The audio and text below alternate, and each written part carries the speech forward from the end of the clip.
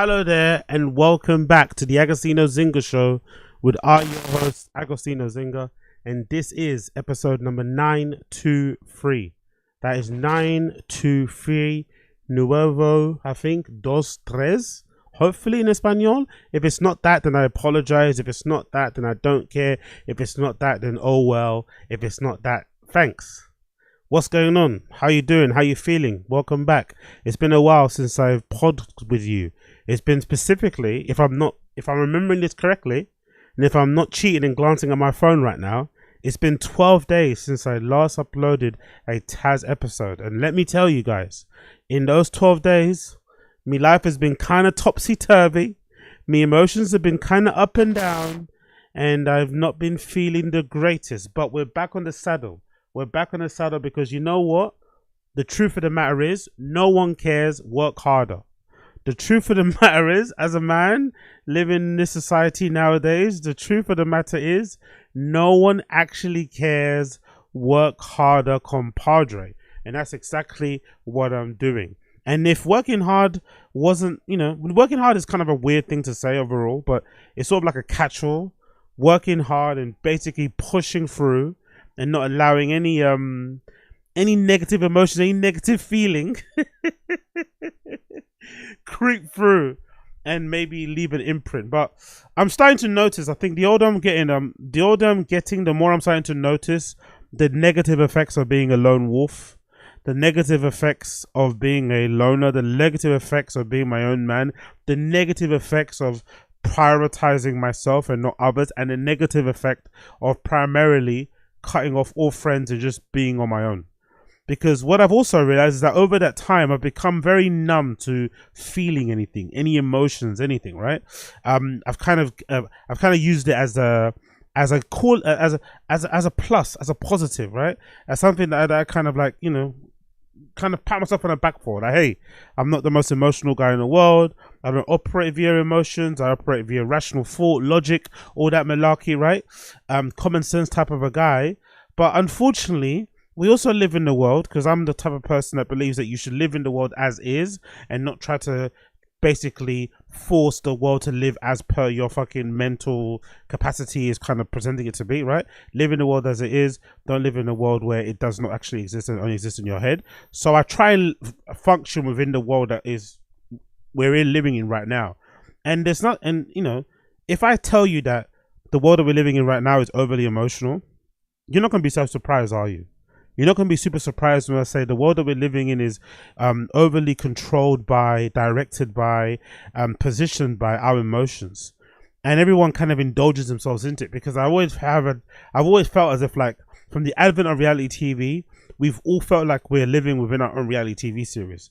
Like, we are all the main character in our own lives. We really do sometimes we sometimes give ourselves a little too much over importance in terms of the role we play in life. And I think we kind of saw that during COVID. Weird connection to make, but I think you saw that during COVID. No one really, especially in the Western world, wanting to give up their personal liberties, their personal freedoms for the greater good. By and large, no one really wanted to do that. When it came to masks, when it came to social distancing, when it came to just staying indoors anyway, no one really wanted to give up their own freedoms, their own liberties for the betterment of everyone else. No one was down for it. Forget if you believed in the virus or not. Just that premise of like, hey, if we work together on this and we sacrifice our own things for the greater good, we will get past this quicker. It didn't run, because primarily I think we're a selfish society, right? Big up fucking Ayn Rand, right? Virtues of selfishness. But because of that, we're also, I feel like, overly emotional. So everyone's always leading with their emotions. Then you get all these reality TV shows where everyone just speaks about how they're feeling into a camera, with the fucking background blurred out and them looking teary-eyed. And for someone like myself that's not really in touch with my emotions that way, I'm kind of probably bordering on the side of being a sociopath in some regards. It's really hard to exist in that type of world. But it's also very exhausting for me sometimes when I live in a world that's like this and I'm demanded to like care about other people's emotions when people don't care about mine. Now, don't get me wrong. I don't put my emotions out there on Front Street. I don't share anything about my personal life or anything else with people. I'm a very private individual in that respect, and I don't really care enough to share anything with anybody anyway. And I just soldier on and do what I need to do. Maybe that's toxic. Maybe that's a man thing. Maybe that's an African thing. Maybe that's an awesome thing. Maybe that's a genius thing. Maybe that's a savant thing. Who fucking knows? but I don't really try to like, you know, even open that door. It's not something I've ever done. I've kind of just, you know, whatever, stalwart in that regard. And I've kind of pride myself on that, right? I rarely cry, if ever. Like, just, you know, laser focused. But everyone around me, everyone around us in the world is like that. They kind of, you know, lean into the complaining, lean into the crying, lean into the fucking moaning, lean into the whinging. And in my case, lean into like wanting my help for that, or wanting my insight, or wanting my contribution, or wanting me to take part. It's like a brother. Like, I don't like the long and short of it, right? The long and short of it, because I'm being very vague, but I don't want to get into specifics because, you know, that's going to get into a whole other thing. And I don't want to make this pod one of those type of things. But the long and short of it is like, I don't ask anyone for anything. Apart from this particular pod, right? When you listen, I have to ask you to leave me a 5-star review. If you're watching via YouTube, I ask you to like the video, subscribe to the channel, whatever, right? If we're doing a random show, I ask you maybe to kind of, hey, if you want to get a membership so we can hit our goal. But apart from that, in life, I don't ask anybody for nothing. Nothing. There's been times where I've been down bad, like down bad, and no one's known. I've just continued on. Okay, tomorrow will be a better day. Next week will be a better week. Next month will be a better month. Next year will be a better year. I just continue doing what I'm doing. I don't broadcast it. I don't, you know, let anybody know. I don't fucking shout for fucking help. I don't beg, whatever. None of that stuff, right? But everyone else is always so quick to do that. And I'm wondering now, am I in the wrong for not being so like open and wanting to like share that stuff, or complaining or crying or whinging or off wanting help and all this malarkey? Like I just don't understand like why a person like myself, who primarily has tried to live their life in a way where I'm self-sufficient, I do my own thing, and I just keep myself to myself, why everyone else is so demanding and so needy of their emotions, and how they feel is so important. And it's like, brother, like, I'm not in that place. And unfortunately, I feel like at this stage in my life now, like,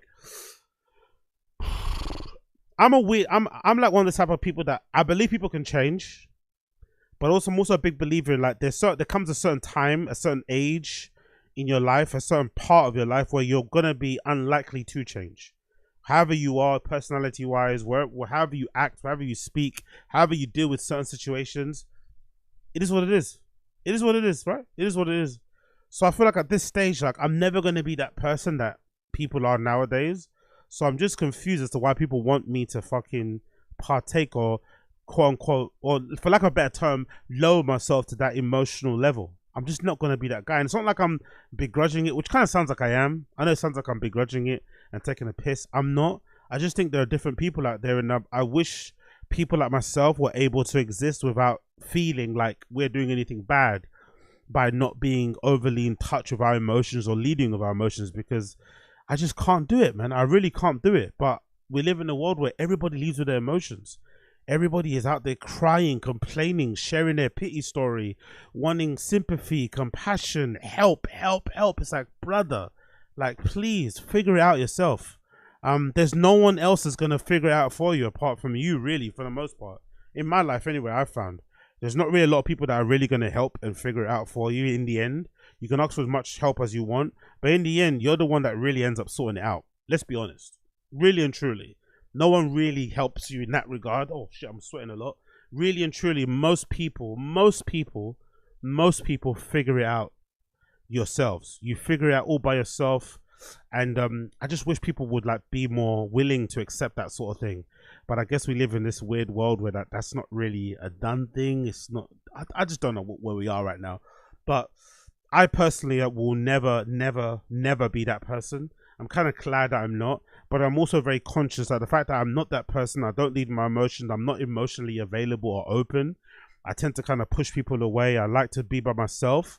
That is really, really isolating. Like, I'm noticing it now as the years go by. So if you're out there and you're trying to make a name for yourself and do things in the scene, in the air, you know, whatever, you're trying to do things, you're trying to move and shake, I would advise you, and I would really plead caution to be very careful of like doing the lone wolf thing. I've done the lone wolf thing since the moment I got into the scene. Since the moment I first discovered skateboarding, that's basically how I got into everything. Essentially, I first discovered skateboarding watching, like, I forgot what that show was on Channel 5, Channel 4, where they kind of follow a bunch of kids in a van and they go to different spots around the country, and then the prize at the end of it was to get signed to become a professional skateboarder. I found out about the Morrissey, I found out about the Smiths through there, I found out about metal through there, punk through there, like dance music even. I found out about editing fucking videos through there. I found out about streetwear through there, fashion through there, photography through there, art through there, all through fucking the vessel of skateboarding. When I first watched my first sort of like skate videos, or the first fucking kids movie, right? Big up fucking kids. Absolutely fucking incredible, monumental fucking moment there. But from the very first moment I got into the scene, the very first kind of scene job I got from Nike, working at 1948 store in Shoreditch back in the day, and from now you know, I've been on my own. The only time where I've kind of done things with somebody was when I did that night so special back in the day in Yalabai. But apart from that, that's the only time that I've kind of did something. I've always been on my own, and I think I'm a cautionary tale. As great and as amazing as I am, I'm also a cautionary tale of like, be careful. This whole like lone wolf, I'm on my own person, I master my own destiny kind of thing. It does come with a lot of pros. You don't have to answer to anybody. You're the fucking, you know, master of your own destiny. You fucking, you know, you march to the beat of your own drum. But it's also very isolating. And I think sometimes as well, like, I feel like in society nowadays, people get a lot of pleasure. Maybe it's just me overanalyzing things, but I feel like people get a lot of pleasure out of like being responsible for like helping so and so out. Just for the look. Sometimes it's not even because they're actually a good person, or because they're generous, or because they're kind, or because they're giving. Just because they want people to know of them or see them in a way that they're that person, you know, online. So they'll be like, oh, you know, the kind of person that shares screenshots of their donations to someone's GoFundMe or whatever. It's not as if they like really, you know, give a shit about that person getting a fucking new leg or some shit, or being helped with a fucking, you know, transplant or something. They just want you to know that, oh shit, I gave money to somebody. So I think there are some people out there that like to be the co-sign person, that like to be the arm around the shoulder, the big bro, the big sis, the connect, the plug, you know, big up fucking Kish with the fucking plug emojis. Some people love that sort of shit. So be careful, because that's also an important part, you know, being able to be of service, being able to be that person that somebody can say, hey, I'm going to plug you in, I'm going to make you the next guy, next girl, next day, then whatever. If you're not available to do that, then you're going to get fucked. And if you're doing it on your own, it's going to be a long journey, as I'm proof of. You'll eventually get there in the end, but it's going to be a long, hazardous journey. It's going to be full of people who are going to be very emotionally demanding and greedy of you, and it's also going to be fraught with a lot of fucking landmines and fucking hurdles and shit that you're gonna have to jump over, and some of them you'll probably end up having to explode. So be very careful. Do not take me as an example. I'm talking on my ass. I know nothing, absolutely nothing. I'm an absolute idiot. I'm a dumb. Do not take me as an example. Moving on, I also want to mention, because I didn't mention this on here, I know some of you are already bored of hearing about this, but in case you're watching this and you're wondering, oh shit, Agostino, I didn't know you were so buff. I didn't know you were so light-skinned.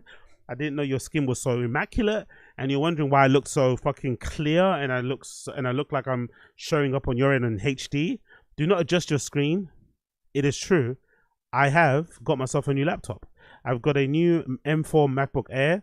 I've been wanting to get this for a while. I'm sure some of you guys have been, you know, hearing about this or hearing my pleas and my fucking prayers to get this fucking machine to upgrade my fucking setup and shit. The next stage obviously is to upgrade the flipping monitor, get an actual standalone camera, SLR thing to kind of look really high, you know, professional like all the desktop streamers do nowadays. But for the time being, I had to update my setup because my computer, my MacBook Air that I was using prior, and the MacBook Pro that I was using, the MacBook Pro that I was using prior, and the MacBook Air before that are running on their last legs. The MacBook Pro actually that I've been using for the longest time doesn't have a working screen. The actual screen doesn't work. So what I do is I would plug the laptop into my monitor, and I basically run my OBS and my streaming setup through my monitor externally, which would then have to, you know, it'd then be a bit fucked up in terms of switching scenes and stuff, whatever. It was a bit fuddy-duddy, but it worked in the long run. Plus that MacBook Pro that I've got was from 2017 or 2018. It was one of the last ones where you could upgrade the SSD. You could upgrade yourself the fucking RAM. It had a built-in HDMI port. I think that one that I have has 2 Thunderbolt ports in it, so really fucking good. It's got SSD port, or SD port, sorry. So a great little machine, but again, it's coming to its end. And in my whole life of having computers, even at the time I worked in certain startups, I've never had like a brand new one. Like even in a recent startup that I worked in, back up Parade World, RIP Parade World, I had a MacBook Pro from there, and that wasn't a fairly new one. So I've never had a new machine ever, no new computers ever. Even think back at home, we had PCs and shit. They were all second hand, third hand, fifth hand, 10th hand.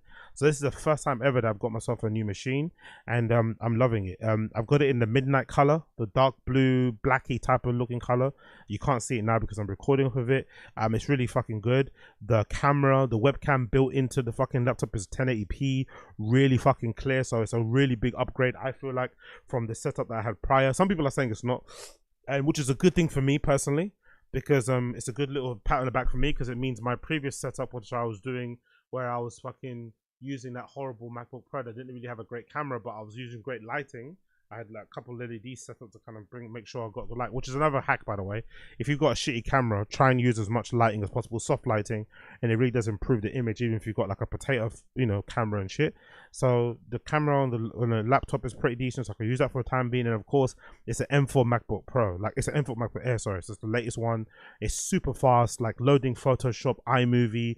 Like the amount of now my workflow is so fucking, my workflow has been improved greatly because I can churn out the clips. Before it would take me like half an hour to export like 5 clips. Now it takes me like 15 minutes, 10 minutes if that. So it's flipping and phenomenal. I'm really happy about that. I'm still using iMovie. I've not got into Premiere Pro just yet, but I do want to teach myself how to use Premiere Pro, and because I think in general my editing skills are not too bad. Again, I'm only cutting and clipping. I'm not really doing anything crazy, but I do want to explore getting into editing a little bit more. And obviously, as I continue on, I've also got some other projects that I said I was going to launch and announce to you guys soon. But obviously, this laptop, I'm going to be able to do that in terms of doing more vlogs and all this kind of stuff. And, I guess quasi documentary type video type things I'm going to do on a separate channel. So keep an eye out for that as well. But now that I've got this computer, I'm going to do it. And of course, the next big step, of course, in terms of setup will be to get the Mac Mini.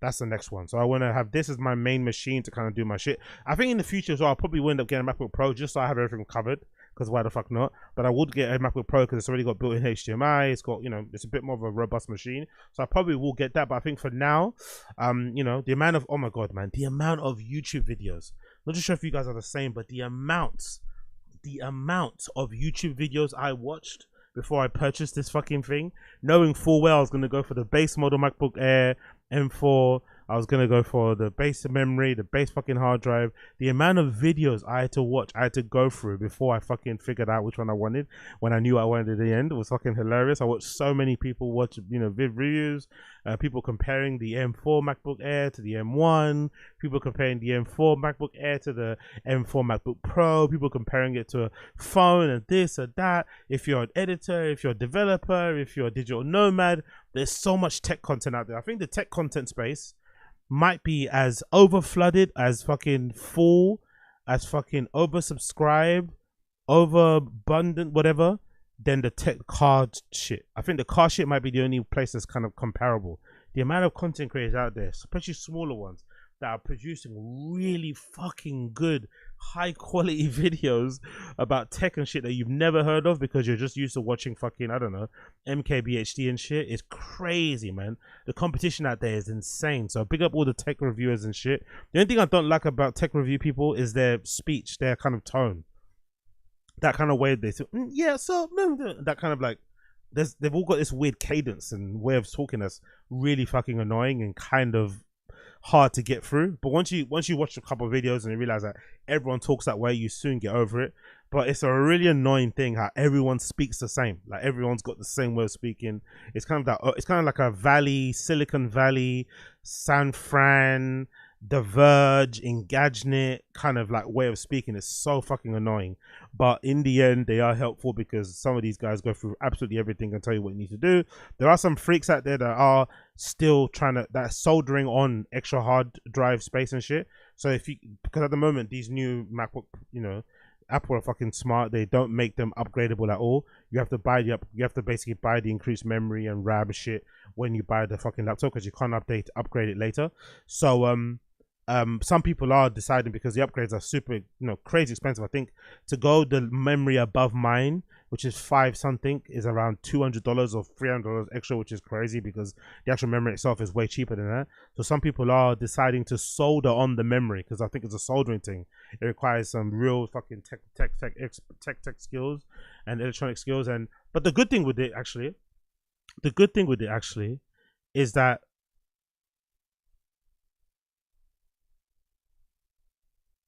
there's people out there who show you how to do that. That's the good thing. There's people out there that actually show you how to do that. That's what I love the most. There's actually people out there who are showing you how to fucking take apart a new M4 Apple product and actually solder on some more memories. Absolutely insane. I personally wouldn't do it. I'm, not risking spending that much money and then out soldering the fucking laptop. No, not doing that. So, but big up Apple. Happy with this M4 MacBook Pro. It's making me look actually decent on the camera. I don't look as fucking gaunt. I don't look as fucking crusty. The only thing I don't like is because the camera's so clear now, you can see I'm in desperate need of a fucking trim. I'm in desperate need of a beard trim, desperate need of a haircut. I need to sort out the top of my head still. I don't know what I want to do. I'm kind of feeling like I want to get braids. But I'm also feeling like I want to get fucking dreadlocks and just kind of lock this bit up so that all I have to focus on the side. Because if I dread this top bit up, if I dread it up and shit, right, in fucking dreadlocks, I could at least just make sure I could just focus on the sides, and then just kind of shave the sides if I want to get, I want to get some fucking air flowing on the side of my head. I can do that as well, but the top of my head is really getting annoying. It's really fucking pissing me off, and it also feels like it's not growing. Maybe it's me. Maybe I got to braid it again, but I feel like it's just stopped growing as well. So maybe I just got to just shave it off and start again. I'm not too sure, but I definitely need some sort of trim, some sort of haircut coming soon. Some sort of trim, some sort of haircut coming soon. Big up everybody in the stream chat. Appreciate you. Big up everybody tuning in. Big up everybody that's watching. Big up everybody that's listening after the fact. I appreciate you also. What are you guys saying in the stream chat? Big up Josie, my experience. They all use it against you later. Exactly. Big up Norsken saying, do you know DJ Tomek? No, I don't know that. Who that is, Mr. Norsken. Who's that? Who's DJ Tomek? Great interview at Coach GP. Okay, who's that? Okay, I'll check it out. Big up Norskin. Big up these blind eyes. This is a simple solution. Tell them to quit shaving their balls and making themselves look like little boys in Manscaped. Then this I love the little Manscaped ad. Big up on 10 toes as well in the stream chat too. Big up Andre too. Big up everybody tuning in. Let's switch over and get into our first topic of the day. Big up Blood Clot DJ AG. Big up Blood Clot DJ AG. What a flipping legend. What a flipping legend. You have to love and respect DJ AG. So this is courtesy of the Financial Times. It says as follows. DJ AG's streamed street gigs become a summer sensation. I've really loved seeing DJ AG's ascension, especially of recent times, because the recent gigs he's done, the big ones being Burna Boy, Will Smith, I think Ciara, shut that fucking King's Cross area that he does his gigs down completely. I'm hoping and praying that he's got a really good agreement with whoever runs King's Cross, whoever's in charge of the licensing, whoever's in charge of outdoor entertainment shit, and they are good to him and don't end up closing it down, because it's getting kind of rowdy, it's getting kind of full, and this country is the enemy of fun. We are we're fucking the home of bad vibes. We're anti fucking having any sort of fun. Think of all the years of, that you've grown up in this country if you're from the UK, and you've had certain things like fucking Beyblades, yo-yos, Pokemon, scooters, vapes, whatever. All the fun things that you get up to as a kid banned in your school within a week. So you can only imagine how fucking crazy this place is, especially when you consider as well the shitty licensing laws that we have in most boroughs. So part of me feels like it's inevitable they're going to shut him down, but I'm hoping that's not the case, because it's so fucking great to see London be alive in this way, because it's something that you don't usually get in London, this kind of outdoor thing. In other countries in Europe, you get it a lot. People go outdoors. There's like outdoor fun fairs. There's outdoor gigs, performances, shows and shit. I think the closest thing we have actually in London that happens quite regularly is fun fairs. There is usually a consistent fun fair thing going on here that you can get in all areas of London. But when it comes to live gigs and performances, it's not necessarily a thing that's done. Most of the things that you have to kind of do in terms of music listening wise, especially stuff that you want to listen to, not stuff you don't listen to. It all happens in a club or in a venue, and then that requires you having to pay an entry ticket. That requires you having to drink. I feel like the outdoor experience takes away that. It takes away the entry. The barrier to entry is completely obliterated because it's just out there in the streets, and it also, I think, reduces the consumption of alcohol. I've not been to one of these live events. I really want to go just to experience and see what it's like, but I would imagine there's not a lot of people out there just drinking and getting fucked up. It's just people just, you know, coming back on the way home, going there specifically to watch someone perform, having, you know, whatever, getting some visual stimulation, and then fucking carrying on with their day. But it obviously provides people that want to perform a great opportunity to perform on such a great platform. And as I mentioned before on Twitter, I think DJ AG is not only the most important DJ in this country, he's also the most, he has single-handedly created the most important DJ or music platform in this country, without a shadow of a doubt. He's the most important DJ in this country, and he has the most important music platform in this country. And the really sad thing about it, I feel like, is like, this kind of just shows you the real lack of resources or venues that we have to cater for this type of music in general.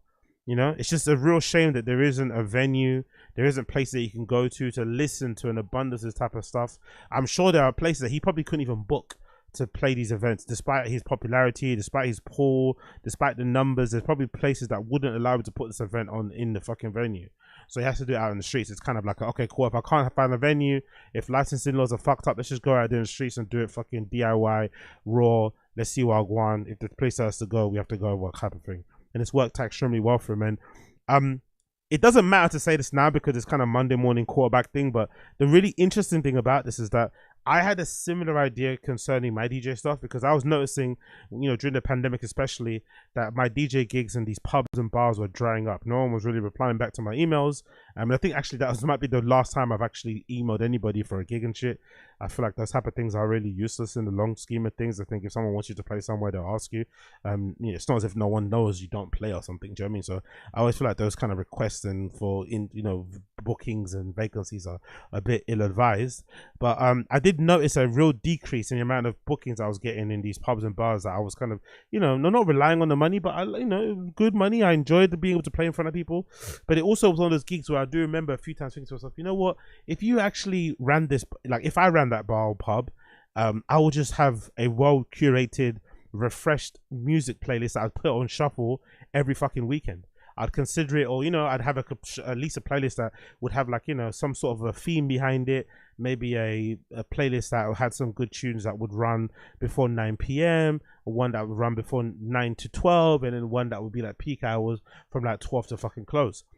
And I think if you did that in most bars and pubs, you wouldn't need to pay people like me that play in those bars and pubs for like £100 or like drink tokens. It's not necessary at all. I honestly don't think so. So it wasn't surprising in the end when these bars and pubs stopped replying to me and stopped kind of booking me in these type of places. Disappointing, but not surprising. So I was thinking to myself, you know what? Why don't I try and, you know, get my fucking controller, which I have a really shitty SSB3 mixed DJ controller. I probably need to get a better one, especially ones that can take USBs and shit, like the RX one in the future. But I was always thinking to myself, let me just take my controller outside and just play some sets, right? And the idea behind it was obviously self-serving. I want to play some sets outside. I want to record these sets. Like, it's kind of like DJ busking, I guess. And the hope is someone will see that, and eventually it'll lead to my fucking success and popularity and, you know, richness and being surrounded by fucking whores and stuff, playing in all the great places I want to play in clubs and festivals around the world. But then when I saw DJ AG doing his thing, it kind of shamed me and shunned me up, because like I was thinking, fuck man, this guy's amazing because it's not self-serving. Yes, it is self-serving in a way, but he's more so creating a platform for others to perform and whatever, showcase their talents, promote their albums and stuff. It's obviously about him, but it's mostly he's kind of taken, you know, pirate radio and brought it to the streets, or kind of reinvigorated what pirate radio kind of used to be for me growing up and shit. And I thought that was amazing. And I honestly think that's the cheat code. That's what's enabled him to be so successful. It's almost like, you know, that saying that people say, or maybe your parents told you back in the day of like, oh, you know, the way to get blessed is to give. give things to people, and blessings will come to you later on in life. And I think that's what's happened. I think all the blessings, all the good feeling and sentiment he's received from strangers, little kids, old people, random people, sometimes people are a little bit unhinged to be allowed to perform there, has enabled him to come to the position or place now where he's got big stars like Burna Boy and shit hitting him up to perform there. Lato performed there. I thought actually Drake was going to pop by, but that would probably be too much. That would actually shut down the whole area. I did see some Nigerian fucking Burna Boy stan account saying that he had like 5,000 people type at King's Cross. No, if Drake would have appeared there, that definitely would have been 5,000 people. But in general, you know, Drake had him perform at Wireless and do all 3 nights. You know, headlining and shit as a DJ there. So clearly, I think all that good sentiment he's got from the people has allowed him now to ascend and become this big guy that all the celebrities want. And I also propped him and give him props because he's still keeping that balance. He's still feeding the streets. If you go on his Instagram and you check his stories, you'll see he's updating new dates on when he's going in certain places, and people are performing there, and just a regular fucking sign up and just MC if you want, or whatever type of thing for the regular people. He's also got the big guests as well. So he's keeping that balance really well. He's not completely, because a lot of times this happens. I feel like a lot of times with content creators in music, whatever, this type of scene, is you see people changing up very quickly. Like a good example is that I forgot the guy's name, but the guy does a street style on Instagram. He does the street style things. He's like, oh my god, no, you what? Tell him something, you know. I forgot his name. That guy, right? I do remember something that I like, that he just, you know, he recently started to like change up in terms of who he features on his Instagram. You can tell it's not necessarily a street style with regular people anymore. It's mostly another promotion thing for, you know, people of notoriety to come on and promote their wares and whatever else it may be. So it's good that DJ AG is still keeping it, you know, relatively true to its origins, his platform, and helping and allowing random people who just sign up to be pulled out from a hat and be allowed to fucking perform on his platform, while also having big acts that we all know and love. Anyway, Financial Times profiled DJ AG and gave him a real big fucking look. Great pictures in the profile too, but unfortunately this did also get into his finances, obviously being the Financial Times, and he did end up kind of revealing how much he made, and he later on went on to kind of clarify it, and I think that's a bit of a misstep. I don't feel like he should have done that. I don't. England's too bad vibes. People are too. There's a crabs in the barrel mentality, jealousy, hatred in general. And me personally, being somebody that just doesn't feel like it's important for people to know how much money you make in that regard, and just kind of put out great work and just inspire people that way. I just don't feel like this is going to be received in the way it would have if he was American. If this was an American, he was talking about this, people would be props, you know, happy for him and shit. I just feel like in the UK, this might end up hurting him. You know, I hope it doesn't, but I feel like some people will end up kind of changing the way they look, changing the way they act, you know, whatever, making him feel awkward, just jealousy in general. I don't want that. So if I was him, I probably wouldn't have clarified anything, but I get why he did, because he's a really good guy and he wants people to know what's going on. And obviously I'm assuming mostly to actually help and inspire people, not in a Meek Mill way, but to actually do. There's the article to the Financial Times. The headline says as follows: how DJ AG's stream street gigs became a summer sensation. DJ AG wheels sound system to the pavement outside King's Cross Stanker Station just before 5 p.m. As commuters and tourists flock past, a crowd is already forming in anticipation. 2 children are starstruck when the 40-year-old rap DJ appears. That's amazing. He's becoming a proper celebrity. And I love that he's also just like carrying the stuff himself, like from, you know, from home all the way there every single day, lugging it back and forth. Like, this is a true hustle, true fucking, you know, grind. Like, you can imagine, like, you know, with myself setting up my little streaming equipment, setting up DJ stuff in general, setting up a controller, getting the fucking laptop running, having the fucking TikTok stream running, IG stream running. It's a lot of work, man. So big up him. You're lying, the quote says here, exclaims one of them, too nervous to approach him and ask for a picture.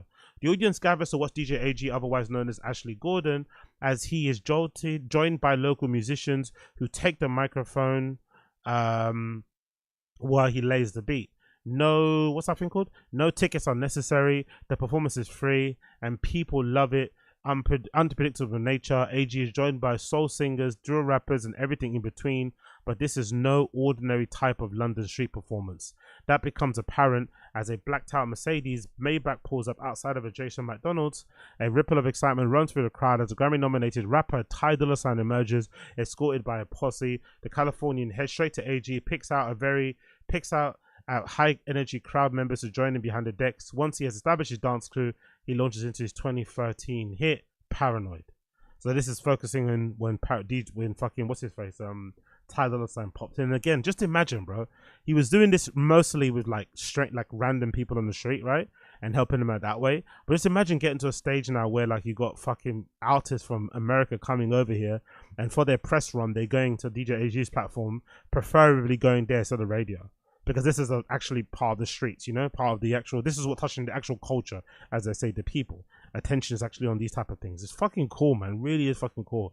I'd imagine in the long run, I could see somebody linking up with him, offering him some sort of deal. I'm surprised that new box park in Liverpool Street that just opened up hasn't had him become like the permanent person there, entertainment-wise, after 5 p.m. Maybe he's got a deal in place with this area in King's Cross. I'm not too sure. But I think those kind of places, they're probably crying out for something like this. That would be a great way to kind of lock in some entertainment throughout the week. Maybe help, you know, co-produce, co-program some days here and there. Maybe use as a platform to, you know, promote and push other new emerging talent and shit. But that would be a really good way to do some things. I'd love to see that going forward, actually. There's some pictures here of DJ AG, shines a light on musicians. Such as Dylan BH, I heard performing during the open invite section of the set. I actually want to see what's he actually doing next. Let's see, what's he actually doing right now? DJ AG Instagram. What's he actually? What's the next? What's the next one's happening? Is there anyone big that's popping up on here? Let's see, DJ AG. So 20th of July, he's in Camden, which is today, right? 20th today? Yeah, 20th is in Camden today. And on Wednesday, he's in Camden again, 5 to 9 p.m. Maybe I'll pop down actually on that Wednesday.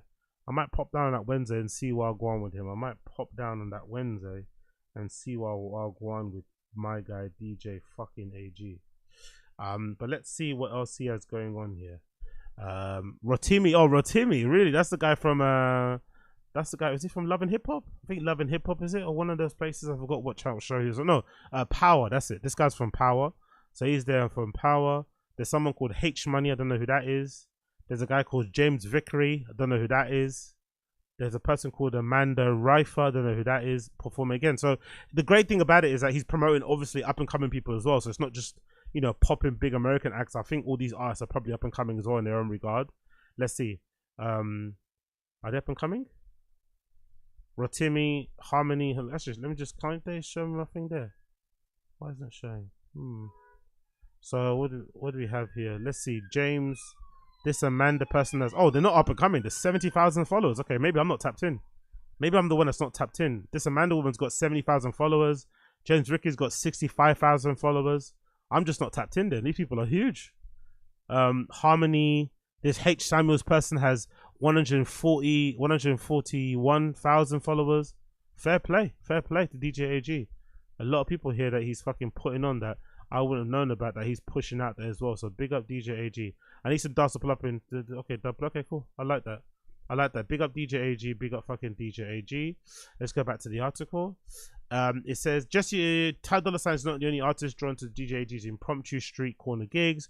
In recent months, multi-platinum artists such as Ed Sheeran, Will Smith, and Jessie J joined him in such locations. Oh, the Will Smith one. The mic controlling, the performance from fucking Will Smith. Woo! He killed it. Well, what attracts them is not the physical crowds though, it's the fast growing but another audience they cannot see, online and international. DJ AG streams his performances across all social media, with clips uploaded afterwards, regularly receiving hundreds of thousands of views. A snippet of Sheeran, grime rapper Jamie's appearance in Sheffield has accumulated more than 10 million views on TikTok alone. Jesus Christ. This significant increase in the audience. The Tottenham-born DJ, when he first began performing in the streets in the beginning of 2023, initially struggling to reach more than 30,000 viewers, but at that time increasing his online presence and the least of his worries. Early on, he received an antisocial behaviour order from Hackney Council for accumulating a large physical crowd than expected. He also received a warning letter from Haringey Council for his performances in Wood Green on the basis that they were unsafe, an accusation DJ AG denies. Bloody hell, man. That's the thing, that I think people are scared. Well, I don't think people are scared of getting prosecuted. I think people are just scared of like the quasi shame of pulling up to the street and just playing yourself, you know, because like this could easily be a thing. I might have to give it a try, especially with the DJ thing. But maybe the only way to kind of make this pop is not just me playing, because the one thing I wouldn't want if I'd rock up somewhere and play outside of the station is immediately get some requests. That's what's gonna happen, right? If I rock up with my fucking controller and I start playing a fucking great house set, which I think is a great house set. Imagine on a Friday night I pull up to a place and I just start playing a house set, right? That's gonna fucking kill it. But I know people are gonna just come up and be like, "Oh, can you play some fucking Rihanna? Can you play some fucking, I don't know, Ice Spice?" Like, brother, I'm playing what I'm playing. So you don't want request. So maybe the only way to not do requests is to have like a sign in front of your thing, or to have other people on having their sets and bringing their friends along and making it a thing. But I've also thought actually another thing that might be quite sick actually would be, there's a place, where is it? I think it's in Stratford or somewhere. That I forgot what that club is called. It's like a new urban club that a lot of people go to. Urban quasi quote unquote black. One of the only ones that's popping now, and they do kind of nights as well. And if I remember correctly, that might be a good place to go and play. Maybe outside or in the front, where next to like the McDonald's area is, type of thing. That might be a good way to go and play, to kind of get some eyes, and obviously in a roundabout way as well, maybe help to kind of promote and push shit that I'm trying to do. You feel me? And people be like, "Oh shit, that guy's sick, man. Let's get him playing in our place." But I forgot what the place is called. It's like a little club thing. What's it called again? It's like a, what's the name of it? They've got a few. I think they've got one in fucking, what's the place called? I think they've got one in Bethnal Green. But there's a version of that place specifically next to, I think, the town hall. What's it called? Not Sushi. Let me just, I should probably have it somewhere around here. Is it Janka Club? No, it's not Janka Club. Is it Hussein's? It's not Hussein's. Which one's it called? It's called something. It's like one of these urban clubs that people go to. But that might be a good place to kind of rock up and do a little thing out there and see what I'm going. You feel me? But big up them anyway. Let me just check out, what is any performances he's got on his Instagram they did recently. Oh yeah, he's got the Jamaica thing, isn't it? Let's see what happened in Jamaica. What happened in Jamaica? Recently in Jamaica. Take it off, baby. Go someone drive you crazy. But I just wanna take it slow. But my love, you should know. People need up with the one pasta. You know long him want a data pasta. Steve, the funny girl in chuck. A little more me and you will link up. Collect me money, me think me go and cut. That's why me don't like town, no two mix up. Alright, walk good, come again, yeah, me friend. We at the liquor as me have the good thing, them. And me so good. yourself and turn a new page. People are gonna say a lot of things when them see you change. But them can't stop because your power was too great, yeah. Grateful every day cause I have life. Many hardships faced but still I strive. Won't put my good suffering to waste. Only here because of His grace. So sick. been with the nookie like Chinese. I'm in One. a dance with stranger behind me. Cause this a one man goodie. This a one man goodie. This a bodum bodum. One man goodie. This a one man goodie. This a one man goodie. I bet you wish I coulda mash it up. I bet you wish I coulda clap it up. And every chopper want to chop it up. And Babylon road them want to lock it up. I bet you wish I coulda. It's so crazy. PM and a pre on me, shots it pump me body, and it don't faze me. Traffic blocking them, can't set them yeah. Nah, big up DJ AG, man. He's fucking amazing. What a unique fucking platform. And it's the pictures over the years, I'm guessing, with these different people's performances. Nigerian singer Burna Boy had his hit "Yeah" on AG Stream. Rapper, actor, DJ, what's that? Will Smith is all played. Okay, let's play the clips actually. Let's play these clips. Burna Boy.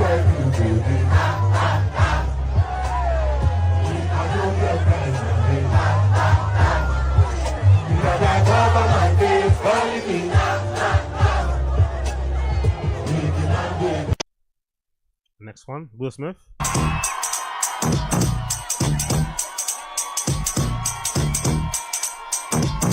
Now this is a story all about how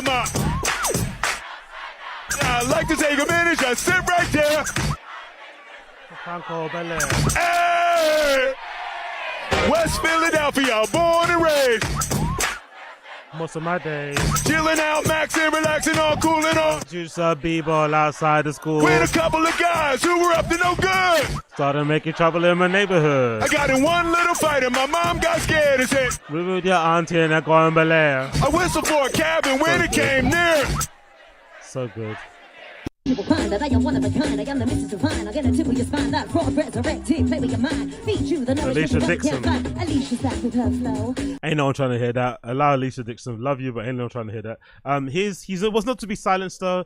He looked for boroughs where he could perform without a permit, turning his attention to Brixton in South London, of Lambeth and King's Cross in the borough of Canada incident. AG was also invited to stream in Camden Town without a permit, although the buskers there are typically required to have one. Far from being arrested of his work, he is now assisted by local security teams provided by the borough and performers behind a barrier separated from the crowd. Wow, okay.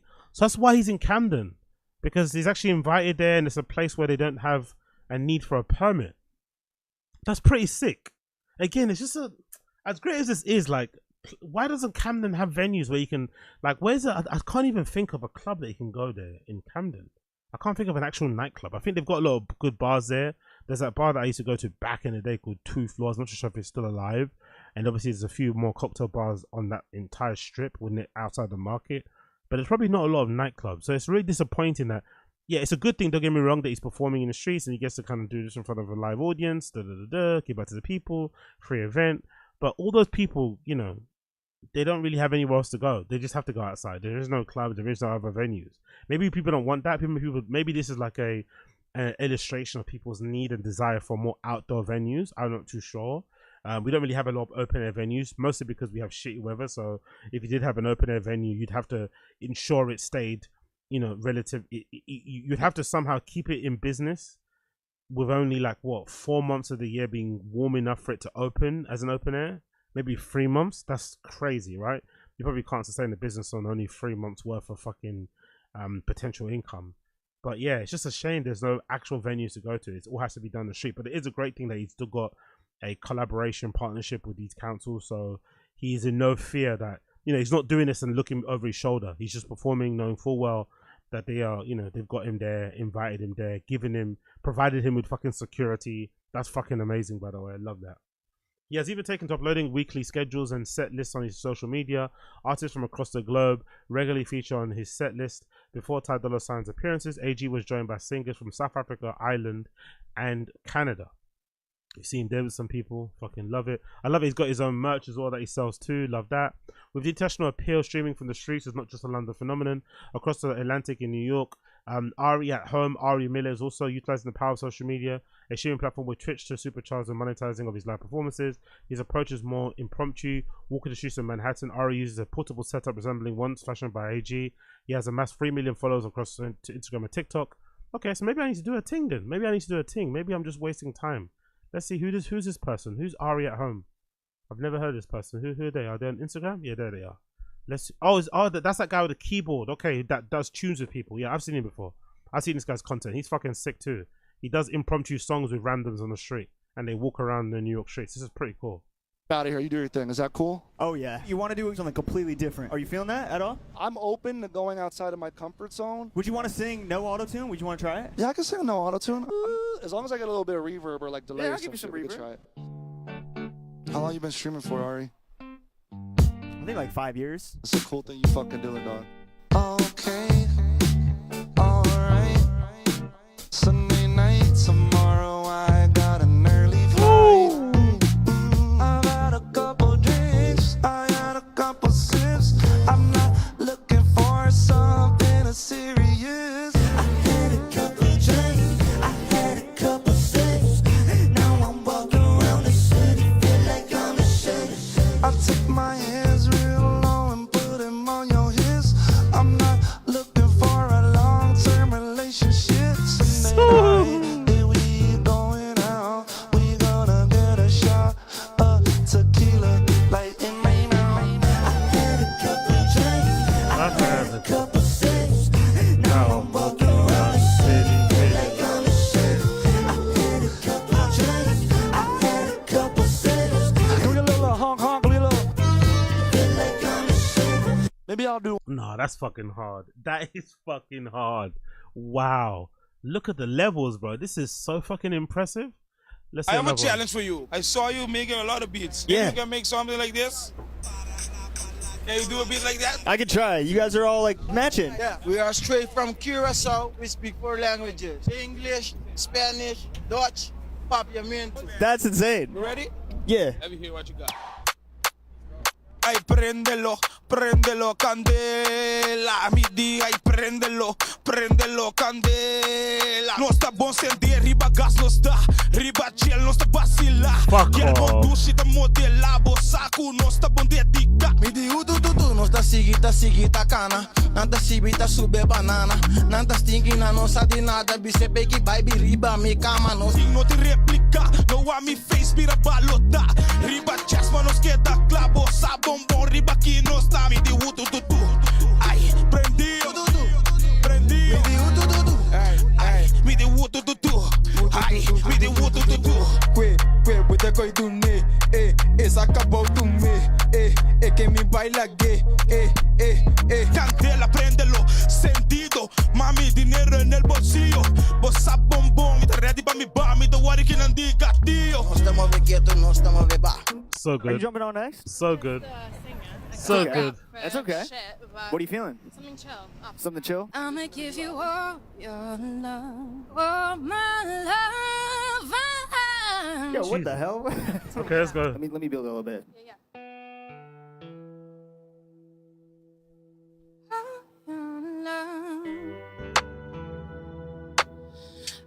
I'ma give you all my love.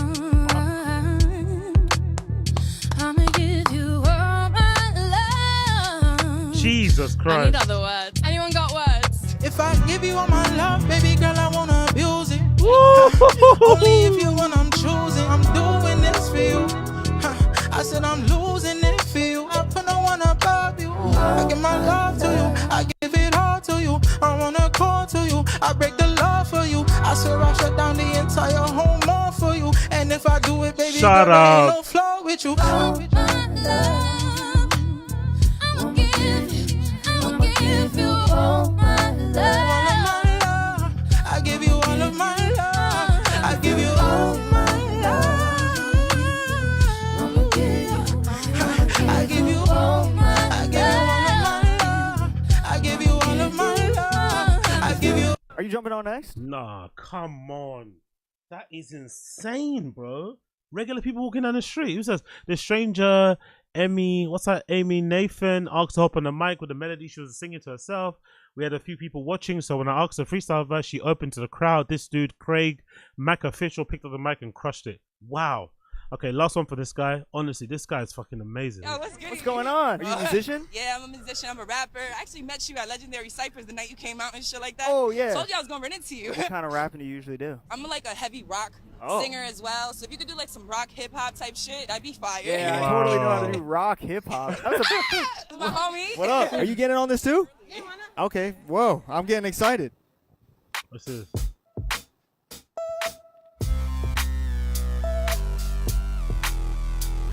Jesus Gonna Christ. hit you in the chest at the best. Standing at the front lines, know that I've defended. Born in 1988, and I do this for the ladies. I told you that I'd be great, going crazy. Coming from the Bronx, rolling downtown. Saw you at the clock, start moving around. Yeah, watch out for the closing doors. You already know what I had in store.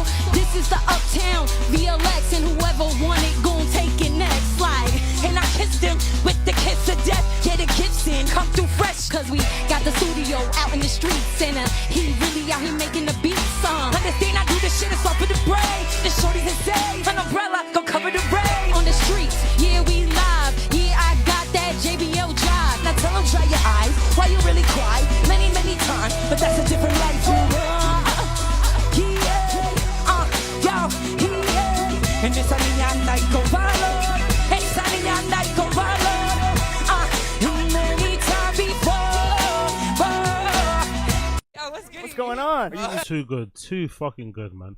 I need to follow this guy. This is fucking phenomenal. Jesus Christ. Wow, wow, wow, wow, wow. Too fucking good, man. Too fucking good. Honestly, the talent that exists outside, the talent that you're not seeing on, or you're not seeing on major streaming platforms, or that you're not aware of, it's just fucking insane, isn't it? Just these regular folks walking around doing their regular, going about their everyday life, that just have this ability to just tap into their artistic side and just boom, belt out a fucking tune freestyle wise, impromptu like that. It's so fucking impressive, man. Big up everybody on that fucking channel. ARIatHOME, amazing. He's a legend too. Let's go back to the article. So it says here, he has amassed 3 million followers across Instagram and TikTok as ARIatHOME. Both AG and Ari strike a delicate balance between appealing to a global fan base and providing an intimate experience for the live crowd. But these audiences do not always mold easily with each other. Due to TikTok regulations, AG's live streams is suspended when participants swear, and he pauses to evict artists for not following the rules. Social media guidelines affecting live performances are that's kind of annoying. Nevertheless, performers enthuse about the format's distinctive charm. Irish singer Lyra says it gives you a very authentic connection with the people. We are literally just standing on the street and everyone is at eye level. It's a real human feeling. I love that. Look at that picture, man. Look at that fucking picture. You gotta fucking love shit like that. You gotta love shit like that, honestly.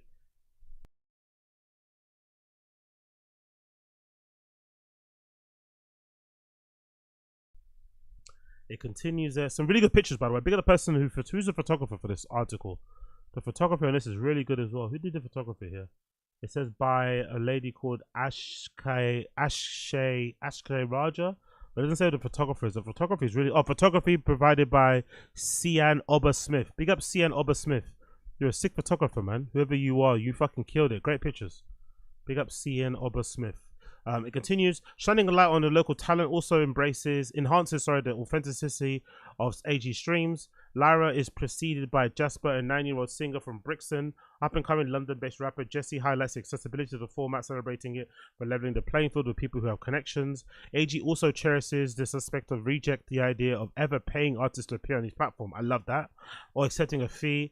Rather, he earns an income through streaming revenue, subscription, and donations. Last year, his 300,000 TikTok followers were reportedly generating him 14,000 to 15,000 a month. I had to jump on TikTok and start streaming my sets, mate. Fucking hell. Since then, his TikTok following has increased 5-fold. Despite such growth, AG insists that he's staying true to his roots and that his platform is for everyone. After performing in Afro Nation Festival in Portugal, followed by 3 days in London's Wireless Festival, he returned to King's Cross last Monday evening, saying the quote is, "That isn't going to change regardless of where it's going, because I want to champion people that cannot be seen and not be heard." That's fucking amazing. That's essentially what I was trying to do, or what we were trying to do slyly at that old company I worked at, Master, that a really lower level and didn't really all go to plan in towards the end. But essentially the idea behind, you know, an online learning platform like Master, which Virgil was also took part in, RIP to him, during the streetwear course, was to give people that live outside the major fashion capitals access to mentors, resources, information that they wouldn't necessarily get if they didn't go to certain universities or weren't located in certain places, and kind of opening up to the world. And I think in that way also finding way more interesting talent, because I know at least for London or in the UK, some of the best people doing the most interesting things here in this fucking city are usually people who don't come from London, usually people who come from outside of London, who come here seeking a dream, seeking to fucking make it. They come here with hunger. They've come here with really amazing creative ideas, because that's all they had to kind of escape from their drudgery of their local surroundings. So when they come here, they hit the ground running and they fucking kill it. So I always think, you know, people from the outside, people that, you know, on the underground have usually got the way more interesting ideas, are probably the better artists in general, and are really people that you want to root and get behind. You know what I mean? So big up fucking DJ AG. He's a fucking legend. And obviously off the back of that, as I mentioned, DJ AG did get on Instagram and clear up the money side of things, because obviously the article mentioned that he made 14 to 15,000. So DJ AG decided to jump on Instagram and clear up how much he actually makes. If it was me personally, I would have never done this. I would have just kept quiet. I don't think it's anyone's business to clear up, to, you know, make sense of how much he makes. I wouldn't have ever done that. But he's also a very nice guy, clearly, and he also, you can see his intentions are pure, and he wants to kind of inspire people and give people kind of an idea of like what you can do if you kind of, you know, put away your shame, put away your procrastination, put away whatever perfectionism that you have, and just go for things and try and make it happen on social. Because these platforms and the people willing and able and to kind of, like, you know, receive you and give you fucking attention and shit and love. And obviously there are platforms as well that are willing and able to kind of push the stuff that you do and whatever it may be. So you just got to obviously try and do your thing. But personally, I wouldn't have ever cleared this up. But big up DJ AG. He's a fucking nice guy. There's been a lot of videos circulating about what I earn, and I think I should address some of this. So first of all, I agreed to do the interview with the Financial Times, and there were many questions asked, from why I started doing this to prominent moments that elevated the platform and so on and so forth. And as to be expected, there was always going to be a question about what I earn. I'm happy to be transparent about what I earn. If it helps, if it inspires, if it helps tell the story, then that's cool. And I'll always be transparent when it comes to my earnings. I've got no issue with that. Now, one of the things I will say is that my earnings via TikTok is in dollars, not in pounds. And it does fluctuate. Some months I can make $8,000. Some months I can have a great month and make $20,000. And on average, it sits at around between $11,000 to $12,000 a month. Now, with that money, and I've got a limited company, so the tax man, all that other stuff that people are saying, oh, the tax man, I pay my taxes, I do my VAT, everything is above board, I've got an accountant, etc, etc. I have no issues being transparent here. Now, with the money I earn, I have to pay myself, give myself a salary so that I can afford to pay my bills. There are staffing costs, there are costs when things break, I got to travel to destinations, that costs money. This car costs money, I don't own this car, and so on and so forth. I do need a van, by the way, and I'm hoping someone will sponsor me a van, but we'll figure that out later. Now, I'm also not upset about, you know, the likes of the Mobos, you know, posting about what I earn. I actually like the Mobos, I'm a big fan, and I respect the work that they do, and I don't think they meant it in terms of malice. I think it was like, look, this is inspirational. This guy has come from being out on the streets to, you know, doing what he does now, and he's grown his platform with the love and support of the team, you know. So I have no issues with the Mobos, is what I will say. What I will say to you though, is that I earned more money my first year on TikTok just streaming at home than I've always earned this amount of money. So I earn less now being out on the streets. Now, there will be, you know, I'm sure brand deals in the future and the bookings that I'm getting here and there, and I'm sure that will elevate. This is really our first year of real visibility, so I think it's good. I think some people say, oh, like, you should get the bigger brand deals, but sometimes, you know, not all money is good money, and not all deals are the right deals to take. Everything's about time, and for me, money isn't the main factor for me. It's not the main factor. I've been chasing money. So yeah, big up DJ AG for clearing that up. But first of all, the only concerning part for me in this kind of clear up that he did was, A, he doesn't own a car or a van. I'm guessing he means he leases. And if I was him, I would definitely put up some money or put some money aside and actually purchase my own van or car to kind of transport this stuff back and forth. You have to have a van. He has to have his own transit van. In fact, he doesn't have his own transit van. Maybe they're really expensive. Not sure how much they are to purchase. I'm not talking about those really big ones. He can, I think, easily fit in his stuff in those kind of like, I don't know, like 5 people type of transit van type of things that look like a hatchback. I think he could easily fit his stuff in there. So he should purchase a transit van. That's obviously the first thing. And I'm also wondering, off the back of what he said in terms of the money that he makes and how much he makes from TikTok and shit, I'm wondering, like, for myself even, if I got to a point where, or when I got to a point where I started this sort of thing and I started making some money from just live streaming my DJ sets, would I be happy doing that and making a really good living from doing that? Probably getting paid the most, probably maybe even getting paid, especially regularly, right? Not having to fucking rely on certain invoices. Probably getting paid more consistently and more oft, you know, just way more of an amount than actual professional DJs.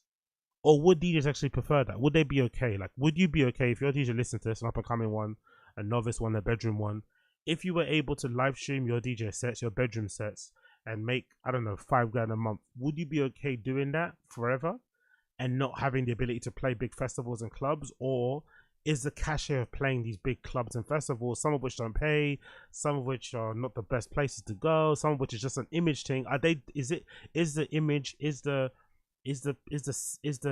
whatever that feeling is of playing in those places way more important than actually making money from DJing? Like, I wonder, are people actually in? That's probably the one thing I'm wondering. Like, are people actually into DJing because they want to play in Berghain or these big places or festivals and shit, like Tomorrowland, EDC, wherever they want to go play, wherever your goal is? Or are people in it because they want to share their music, you know, connect with a crowd, connect with an audience, take people on the journey, showcase their skills, whatever else it may be, their interests, their fucking, how eclectic their music taste is? I don't know what it is. For me personally, it's probably the latter. I'm definitely in it for the, like, pure, you know, the pure feeling of like sharing the stuff that I'm kind of into, because I don't necessarily have an ability to share the music that I kind of like, and that kind of makes me want to two-step and sway to side. And the only way to really do it is sometimes usually with a DJ mix. But I wonder if and when I get to a place where I'm doing that on Twitch or I'm doing that on Kick and stuff, and it's making a decent living from doing that, would I be okay doing it just like that and not going to play in a fucking club? Like, would that be satisfactory? I'm not too sure. But to be fair as well though, let's be honest, when I do this sort of thing, if I start pulling in great numbers and I'm starting to stream and I'm starting to get fucking 2,000 live viewers and shit, 5,000 live viewers, 10,000, the clips are getting fucking hundreds of thousands on YouTube and social media combined, and millions and whatever else it may be on other platforms like TikTok and shit, most likely clubs and stuff are going to take notice, because clubs want people to come in who have got a pull, who've got an audience, and they're going to want you to play. Same with like that guy on YouTube, I forgot his fucking name, the guy with the glasses and the long hair. He got really big because, you know, essentially, I think his name is 6ix9ine or something, I forgot his fucking name. He kind of was doing great fucking live streams on YouTube, obviously great production wise with the whole fucking green screen background and shit. But a lot of his videos get tons of views. So I'd imagine if you're a festival or a club, you'd obviously want him to perform, because you're hoping that he could bring across some of those views, some of that attention, some of that engagement over your platform. So it's probably unlikely if you're popping doing DJ live streams on whatever live stream platform that a big club or festival won't outreach or won't reach out and find out if you want to play or not, you know, or want to request to book you. It's probably unlikely because that's their business. You know what I mean? You probably won't be doing your job well as a booker for a big club if you're not keeping your eye on social media and finding out who the next big star is, you know, coming up and shit. But regardless, big up DJ AG, absolutely amazing, really motivating, really inspiring shit to see. Love that he's giving back to the people then. That's a really most important thing. And me myself, I personally think, like, you know, in terms of making money, like usually I feel like, especially now there's social media, it's usually a like for like sort of like representation of how much value you're giving to people. And I feel like DJ is a great example of it. He's giving a lot of people a lot of value. He's giving a lot of people a lot of happiness and outlet and shit. So I'm not surprised that he's making so much. And I hope he makes way more than this going forward. I hope he makes way more than this. He secures way more money, because he's way deserving of it. Way deserving of it. Moving on. Let's actually play a last clip from DJ AG, actually, courtesy of TMC Music Connoisseur. The only concerning part of DJ AG's come up is he's clearly getting to a point where he probably might need to roll around with his own personal security, especially for certain locations. This is a caption courtesy of Music Connoisseur. It says, DJ AG said in Jamaica had some issues. People kept invading his space and trying to snatch the mic. My people need to do better. Exactly. So Jamaica was a bit rowdy. And real. And maybe a little bit of a reflection, maybe a little bit of a wake-up call in terms of DJ AG needing maybe some security, maybe needing some guidance in some of these places where maybe a lot of people are not as like polite as they are maybe in other places around the world. To do better than this, man. You can't let me come to Jamaica and we're doing all of this. Give me some room, man. Let me work, man. You guys gonna let me work so we can carry on? I beg you, man, please. I shouldn't be feeling anyone. But AG, big up yourself. Whole Jamaica. You hear me? But follow me. You hear me? This is real Jamaica, by the way. This is not Jamaica that you see on Instagram with those girls that get fucking rubbed down by those guys at the fucking beach resorts and shit. This is the real Jamaica. Jesus Christos. Next clip. Jamaica speak, you have some wake come up in your head up like a cocoa. Wolf in your sheep clothes, then you think, well on! Yo. Jesus Christ. Snatching mics and shit. So unruly.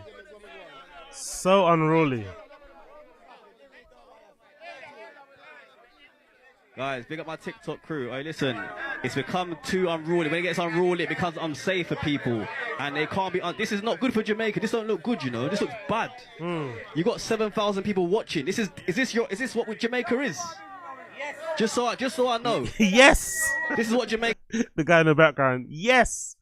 Bloody hell. This is not the Jamaica I see on social media. This is definitely the... Maybe he's in the real streets. That's probably why. Maybe it's in the real streets, but this is not Jamaica that I see on social media with girls getting rubbed down, with guys doing vlogs and shit and drinking great drinks and eating amazing places and shit. This is not the Jamaica that I've seen. So maybe he's in the fucking hood, but these guys are not being very polite, let's say.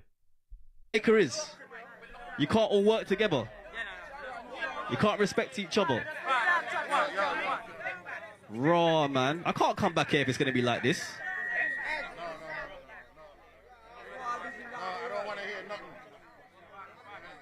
Raw. No, I'm going to run it back because we can't end it like that. But yo, order, man. Come on, man. Yeah, order. Just relax. Relax, relax, man. I can't come back if it's going to be like this. One way to make sure people don't relax is to keep saying to relax. One way you're going to ensure people don't relax is keep telling them to relax. That never fucking works, unfortunately. Bless him for trying, but that never fucking works. Never in the history of the world has somebody relaxed after you told them, hey, can you relax? If anything, it just makes the situation worse. If anything, it just makes the situation worse. But big up DJ AG. What a fucking legend. What a fucking legend. Hopefully he figures it out. Maybe in the long run he doesn't need security because maybe this is just specifically for, you know, Jamaica. But imagine if he's going to other places, maybe if he goes to places in like Central America, South America, you know, parts of East Asia, for instance, right? Southeast Asia. You probably might need some security because these places are, you know, they're a little bit rowdy, bit full and shit. He's probably going to need some people there to kind of help him out, you would imagine. But big up DJ AG. Absolute legend. Absolute freaking legend. You gotta love DJ AG. You gotta love fucking DJ AG. Let's move on. Big up everybody in the stream chat tuning in as well. Big up Essence Razo. I see you there in the stream chat. Wagwan GG. What's that? Master changed my view of the fashion world. Real spill. Yeah, Master was a fucking great situation, man. Great moment in time. Great place. It left a great mark, I think, in general. There's loads of great fucking, you know, alumni that have kind of gone on to do amazing things. Kids that have gone on to probably be inspired to do amazing things as well. Continue to do so. So big up flipping Masters for doing what they did. Big up Masters for doing what they did. Absolutely phenomenal place. And I'm glad I was a part of that. For however long, I was a part of it. Big up them. Big up them so far. Big up Two Souls Afro Nation. Big up Addy Z. I'm in it for DJ. For BJ is hilarious. These blacks scare me. Big up on Tentos. Not gonna lie, Jamaica's not worth all that. They're mid as fuck. No, I don't think Jamaica's mid as fuck. I think it's a great place personally. I don't really have a problem with Jamaica, the country. I'd actually love to go myself, especially considering how, you know, how much of a fan I am of Jamaican food and shit and culture and music and stuff. So I would love to fucking go and see what it's like actually out there properly. You get me? So big up Jamaica. Big up Jamaica. Let's carry on. Let's carry on. Next news here, courtesy of Sky News. I'm sure I've covered this already on the random show, but I thought I'll cover it on here. Regarding Top Boy actor Michael Ward being charged with 2 counts of rape. This came out of nowhere, I feel like, especially out here in the UK. There weren't any rumblings on my side of things. I feel like I wasn't connected, but I feel like I follow the right people on social that if this would have been rumbling in the background or behind the scenes, I would have heard about it, but I didn't hear jack shit. Maybe I'm not outside, so that's probably a bit different. So maybe within the, you know, outside world of people that hang around, you know, actors and musicians within the black space and urban space, quote unquote, maybe this was a fucking unkept secret, but I've not heard anything. And I think for the most part, if there's a weirdo guy, especially, London's a very small city, it's a very small scene as well. I feel like if this guy really was a weirdo, we would have heard before. So it's making me think, are these allegations likely to be true? I'm not really too sure. But then again, I think to myself, if you're getting charged and you're being brought to court because of these allegations, you'd imagine the Crown Prosecution Service has enough evidence to bring you to trial in the first place. It probably goes further than just, you know, she said, he said sort of situation. So, you know, maybe there is some maybe there is some credence to these allegations. There is some weight behind this. There is some evidence. So far, they've done a really good job of keeping that out of the media. We don't even know if there's been a rape kit administered. We don't know anything. All we know is that it's one person that's accused them of these things, and it happened sometime in 2023. The only thing that's a slight in this situation, I'm not really seeing a lot of people running to his defense, especially girls. I'm already seeing a lot of people running to his defense, especially girls, or just people in general. Obviously, some of his like colleagues and peers. I think I saw a video actually on YouTube that showed, I don't know if it was actually real, Drake saying showing support and other people. I don't know if that was actually real. Don't get me wrong. It might be some AI thing, but I've not seen a lot of people running to support or to kind of running to speak to his strength of his character. It's kind of like the opposite of like Young Philly. Remember when Young Philly's situation went down, a bunch of people came out speaking to like how much of a piece of shit and creep, sex pest he was behind the scenes, and girls coming out and saying, oh my god, I had a bad interaction with him when I went to this festival, and obviously all those clips of his own friends, people he makes content with, also saying, he's maybe not the guy that you'd want your sister to date and shit. Whereas with this is the kind of the opposite in terms of people are not saying anything, but their silence is deafening, in itself. Like their silence is saying something as well. The fact that people are not jumping out and saying, oh no, this is a good dude, this is obviously a false allegation, so we don't believe this, I'm backing my guy. Everyone's kind of keeping quiet. People are just like quietly surprised and shocked, which is also probably not a good omen for him going forward. But I guess we'll have to let it play out and see what it is. But let's read the article courtesy of Sky News. It says Top Boy actor Michael Ward has been charged with 2 counts of rape and is due to appear in the court next month. Ward, 27, has also been charged with 2 counts of assault by penetration and 1 count of sexual assault. I was mentioning it earlier, but I think this is the nightmare. Having this being read about you or being said about you is a nightmare. Those following lines, right? 2 counts of rape and being charged with 2 counts of assault by penetration is fucking crazy. That is an insane allegation to have on your jacket. Fucking wild. The offences relate to one woman and appear to have happened or taken place in January 2023. Our specialist officers continue to support the woman who has come forward. We know investigations of this nature can have significant impact on those who make reports, says Superintendent Scott Ware, whose team is leading the Met Police investigation. There's a picture of him at the Cannes Film Festival doing a promo for a film called Eddington that people are saying is really good.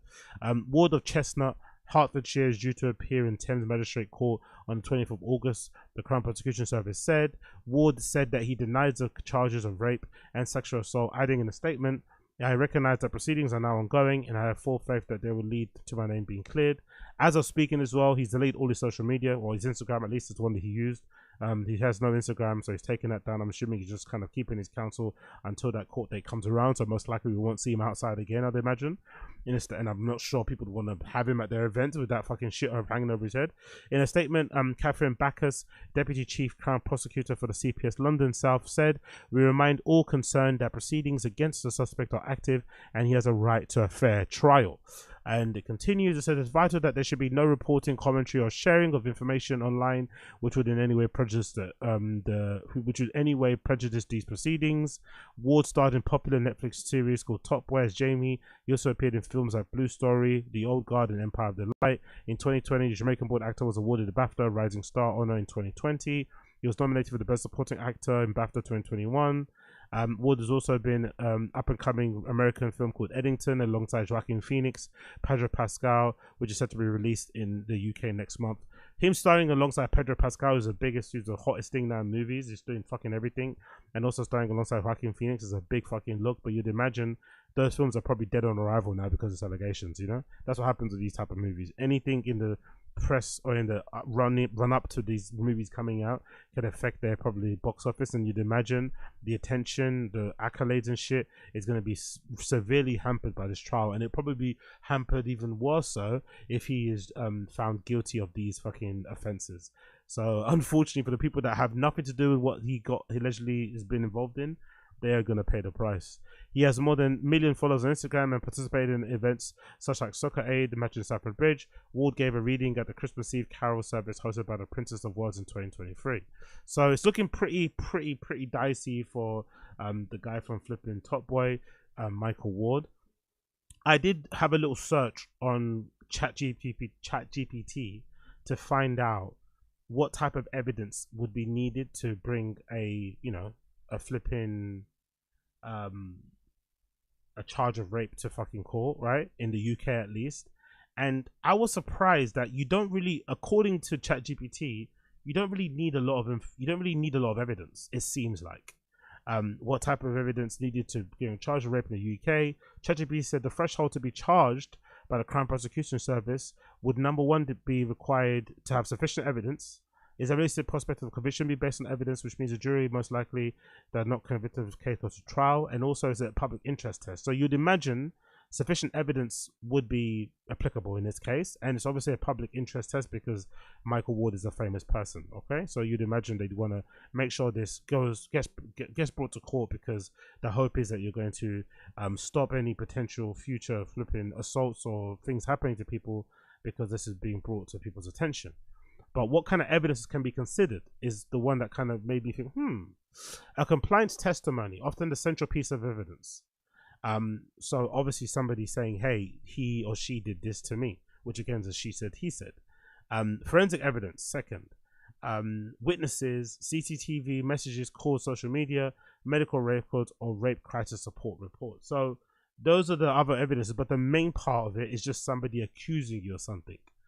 So I wonder if this is maybe one of the reasons why the conviction rates in rapes are so low, primarily because the women involved obviously would prefer not to kind of relive that horror, relive that pain by prosecuting somebody or going to the police in the first place. So that's, you unfortunately probably lose a huge chunk of people, I'd imagine.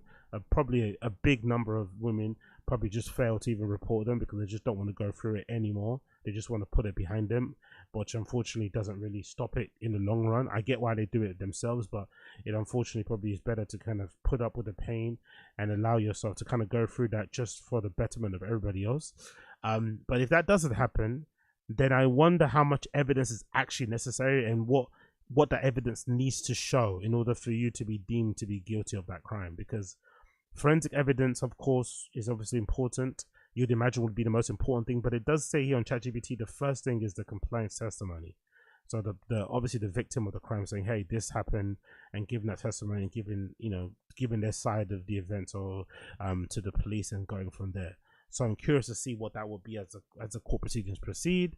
It continues on. It says, in many cases, there is no physical evidence and it's one person's word against another, but a CPS can still charge. Important notes: being charged is not the same as being convicted. False allegations are rare but can be taken seriously. Malicious accusations can lead to prosecutions. Bail conditions can be imposed after being charged. I don't really buy the idea that there are a bunch of women out there that purposely will, make up false allegations about men in the hope of putting them behind bars. But I also believe there are vengeful people out there. And I think that mostly happens if you're in a relationship with somebody or know someone personally. Do I believe that woman could be vengeful enough to kind of try and get you back and put that smut on your name? Yes, for sure. A big part of me still believes that, Megan Thee Stallion did that to fucking Tory Lanez. She was probably very embarrassed and felt very ashamed by how Tory kind of exposed her for what she was getting up to behind the scenes or behind her friend's back by fucking Tory at the same time that he was fucking Kelsey. And I think most likely to get him back for him being, being a fucking chatty patty and kissing and telling, she basically said, yeah, you shot me. Even though I think she knows deep down he didn't. She hates the guy so much that she put that on his jacket. So can women do that? Yes. But I don't think that happens to just strangers. That obviously happened to somebody that she knew, she had an intimate relationship with, and would they want to bury you with their words and sleep like a baby afterwards? Of course. But I don't believe this idea that there's random women who are just trying to take you down and put smut on your name, and I don't think that's true. So if these things go to court, my tendency is to believe that most likely there is some truth to it and there is no smoke without fire. I don't think, like myself included, regular guys don't just get fucking rape allegations thrown at them. I feel like if somebody is throwing these allegations at you or levying them against your name, it's most likely because, you're a bit of a scumbag and you may have done what you've done. So I'm curious to see how it plays out. But I have been a little bit disturbed by some of the conversations I've seen online pertaining to this guy, mostly because people find him attractive and kind of being shocked. That's a really weird place that we're in culture, where people are like shocked that he's being accused of what he's being accused of because he's conventionally good looking, as if that matters, as if that would be a reason, as if like only ugly people rape people, only good, like it's just like, huh? Like what the fuck does this mean? Very, very confused way of looking at things. If anything, I feel like if you're conventionally good looking, that'd probably be the best cover for you to be physically sexually abusive or whatever else it may be to women, because people just assume that you do pretty well in that department because of what you look like, and maybe women as well let their guard down easier around you because of what you look like and shit. And then obviously guys along that kind of take the piss, and I think you hear that a lot with women. Women do tend to say that a lot. Sometimes they kind of run into issues with guys who are turned quote unquote, you know, good looking in that respect, because number one, sometimes they don't really maybe have the greatest personalities because they didn't have to rely on that. Pick up my pretty boys out there. And number two, because sometimes in some cases, you know, they can sometimes be wolf in sheep clothing in that respect as well. But let's see how it plays out. I'm curious to see what happens. I'm curious to see how it does play out. I'm curious to also see if there is a scenario where this guy get found innocent and it gets revealed in court that the woman made it up. I'm curious to see what happens then. Will some of those collaborations, will some of those connections that you have come back, or do sometimes this is the price of being a bachelor and a party boy? Sometimes if you have these allegations on your name, even if it's not true, even if you get found innocent and cleared of all charges, the fact that you have this on your jacket, your punishment is that you lose certain people. I wonder if that's just the price you pay of being a bachelor. Like, you're gonna run into, like, no matter how good, well behaved you are, you're gonna run into issues. And if you run into issues, that can pay, you're gonna pay a price for it. Because I have seen 2 clips actually of these girls. One clip is from a girl who spoke about having not the greatest experience with Michael Ward and his entourage a couple of years ago. And one girl, I think she might have said that something happened recently. But in both occasions, if I'm not mistaken, both girls allege that they were out somewhere where Michael Ward and his friends were. Not just, it wasn't him that did it specifically, but Michael Wood and his boys were out somewhere, those girls were out somewhere, and it got to the end of the night, or they ended up outside, and both of the girls felt as if they got spiked, and both of the girls felt as if they were being like pressured in some way to go back to hotels and Airbnbs. So I'm not too sure if that's like a running theme happens within his interactions with women, like go to a club, hang out, everyone gets really super drunk, and then it kind of escalates very quickly, and soon after you're kind of feeling like you're getting pushed and pressured into going to a hotel, or maybe you probably don't because you're not in the right state of mind. I don't know what it is. I'd hope that's not the case. Me personally, like I've said in previous streams, like I've grew up in an era where, you know, taking advantage of or having sex with girls who are drunk was never cool, was never a good thing. I know there are some guys who still think that's a win. I don't necessarily count that as a win. I think if you get a girl's number when she's blacked out drunk, or you somehow are able to get some girl to kiss you or whatever, maybe when she's fucking vomiting or spinning around and falling on the floor, that's not a win for me. In my time kind of going out there and picking up girls and shit, quote unquote, what we used to do and what we used to kind of sort of pride ourselves on was being really gentlemanly. And if a girl that you were speaking to, you know, unfortunately decided to maybe drink too many and get really fucking plastered, you would take it out of your you would take it within your control to look after them. You would make sure that they were looked after. You'd make sure that they got in an Uber, they met their friends up or whatever it may be, but they got home. And you know, in some cases you'd maybe chip in with your friends to get them an Uber back home. You wouldn't go back with them. You wouldn't go back and help them in their house and all that sort of nonsense. You just put them in an Uber, you make sure their phone's on, you text them, you make sure the driver knows to send them back home, and then you text them and say to them, hey, just check in with me as soon as you get home. I just put you in an Uber type of thing. That's what people would do. And sometimes it wouldn't go anywhere. Sometimes it would be a great gentlemanly thing that wouldn't be like, oh my God, really impressed by it, and it'll maybe get you a long way in maybe ensuring that you get what you want in terms of your outcome later on down the line. But it's just like the kind and human thing to do, right? That's what you should be doing for people, looking out for them. Even if it's in a case where like it's a stranger and you just want to, you know, hook up. In that situation, you should be trying, you know, especially if you got to know the person, you kind of that's your person now. You have to look after them. I don't know. I just felt that sense of responsibility if that was me. Or even if it's not that, even if you don't want to feel that sense of responsibility and you feel like that's maybe too white knighty or too simpy-ish, just leave it alone.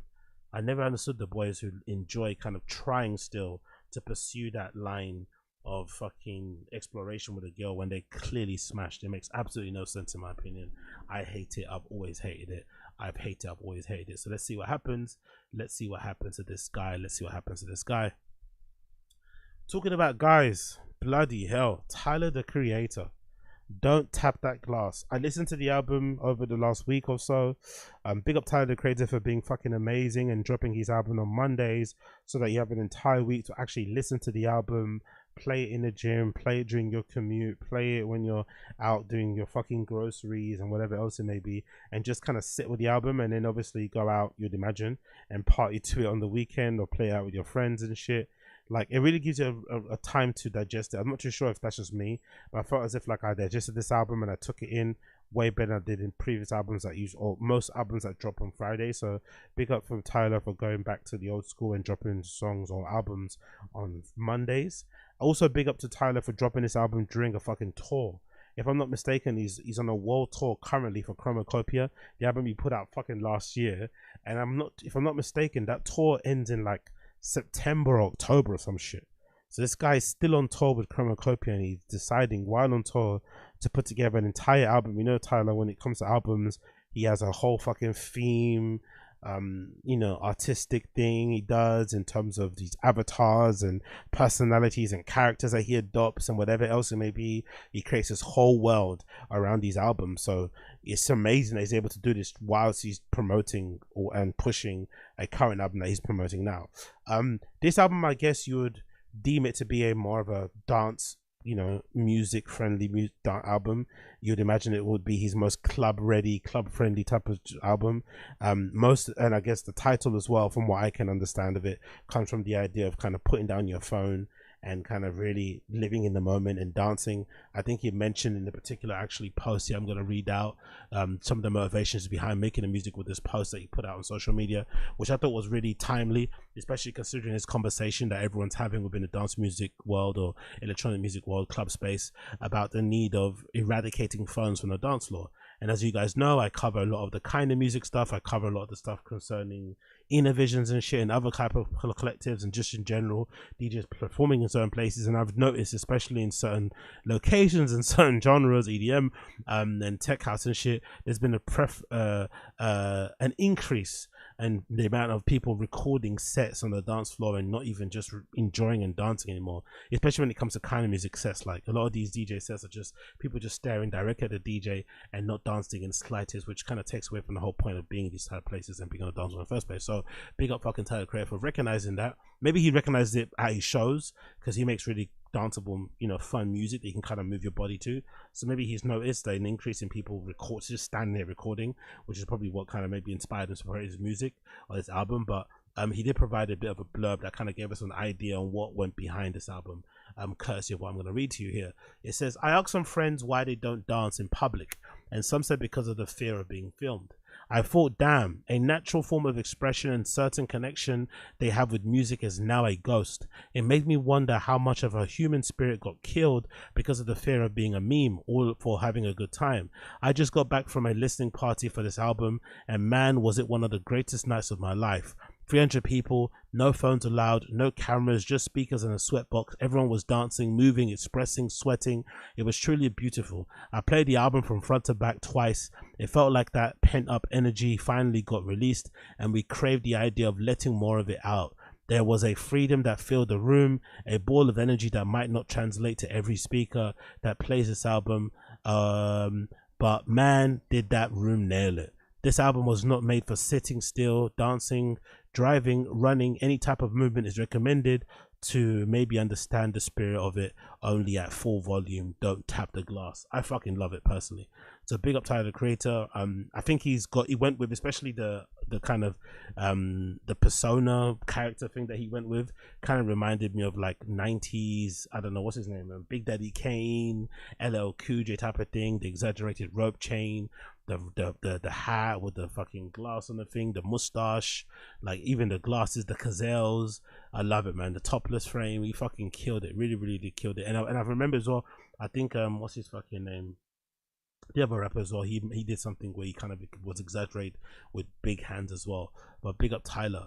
But when it comes back to the album, my favorite track from this album, there's a lot of great tracks from it, by the way. It's 30 minutes long, I think 29 minutes in length.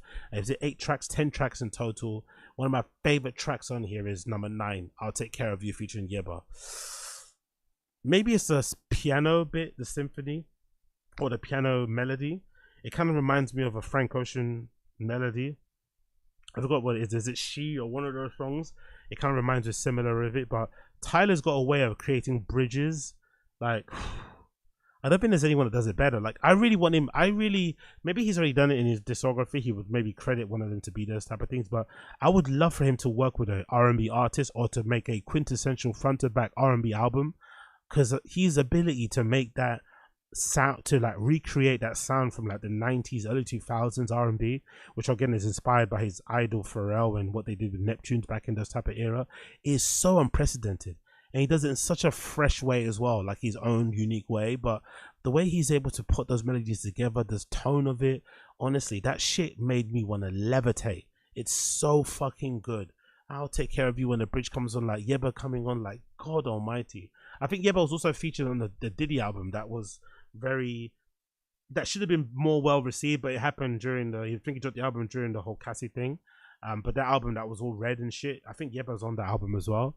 But Jesus Christ, I'll Take Care of You, like fucking phenomenal. And of course this album I think is written, mastered, fucking mixed, mastered, produced by fucking Tyler 2 on all the fucking records.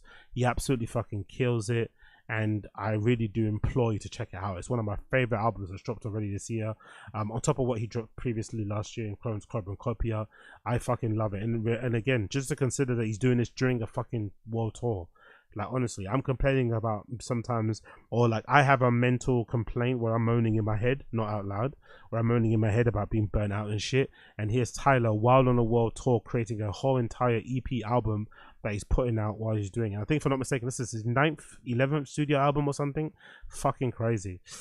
So let's really also the blurb here from Genius says, Don't Touch That Glass marks Tyler Creator's 9th studio album already, man. His discography is fucking phenomenal. His October 2024 release Chromacopia, the album, just like his previous album Chromacopia, breaks a 2-year project release window on odd numbered years. The album is the first released by Tyler via his social media pages on July 18th, when he posted the image of himself holding a trumpet with a text that said July 21st. The following days Tyler posted 2 more images to social media again with a text July 21st. And I love that, by the way. I love that he takes I guess I'd call it the Apple approach. You know, when Apple announce something, most likely the thing is you can actually purchase it and hold it in your hand by the end of the week. I think we have to give them a lot of credit for doing so, because I feel like we now call out a lot of these shitty startups or, you know, companies, tech companies that try and launch a project and just, you know, get your money up front for pre-orders in order to make the item, whereas Apple slave away in the studios and the offices, make something, present it to you at one of their fucking conferences, and it's usually available by the end of the week. So you have to give him credit for doing that. And I love Tyler for doing exactly the same thing. He has this good rollout for his albums, but it's usually him just saying, hey, it's about to drop. You get fucking excited, drops, and it fucking does kind of numbers. And if I'm not mistaken, when it comes to first week sales, which shouldn't matter anyway, don't mistaken me, but I'm pretty sure I saw somebody say that he's on track for like 200,000 copies first week. 200,000 copies first week, and this was like a surprise album, you know, dropped within the fucking week of him announcing it. Fucking insane, man. Like Tyler really has the best, he probably has the best position as an artist, I feel like, nowadays in modern culture. He has the right amount of like mainstream popularity, but he's still very much tapped into like the underground, and he still feels like the guy that you kind of got introduced to through Odd Future and shit, you know, back in the days. You kind of still feel like he's that guy. He's obviously going way clearer being that guy. He surpassed everything he did there in the past, and he's clearly doing amazing things now. But he still kind of feels like that guy that you discovered on blog pages and shit, wearing Supreme and Vans scribbled over and stuff. It's pretty amazing how he's been able to keep that balance, man. It's really fucking cool. Fans expected the date would mean release of Sticky music video, which was teased by Tyler back in January. It wouldn't be until the 18th of August, or July, sorry, when golfwine.com was locked under a password. A few hours later, the website was open again, and all merch being taken up on the site, and the only thing available was Don't Tap That Glass. Later, a website was also discovered called Don't Tap That Glass, where merchandise in the album. On July 18th, the post made by Complex Music made a Twitter showing his post tracklist for Don't Tap That Glass. Is the merch still available, by the way? Because the merch was also pretty decent. I'm not gonna lie to you. I didn't actually mind the merch too much. Let's enter here. I love that. Don't Tap That Glass. Is that, maybe I wonder if that's available as a mask too. What do we have here? We have a vinyl, which I saw people using, by the way. It's clear vinyl. It looks fucking phenomenal. There's also a physical CD available. There's a t-shirt with the Don't Tap That Glass character also available there. There's also, what is that, an ashtray? What is that? What is this specifically? Oh, that's where you, that's another page. I'm not sure what that is, but maybe that's a mystery box. There's also a hat. Oh, there's Don't Tap That Glass box, actually. That's what I mean. Sorry, my bad. It says Don't Tap That box, by the way. There's a hat box here. What's the hap? Okay, is this like a what is this like a is this like a random? I don't know what that is, but there's also a video released that he put out for Stop Playing With Me, and number one, it says body movement, no sitting still. These are rules for listen to Don't Tap That Glass. 2, only speaking glory, leave your baggage at home, and don't tap that glass. Fucking phenomenal. Again, I'm used to this already from the clubs I go to as well, with the covering of the phones and shit. But I love that this is becoming a thing within like dance music in general.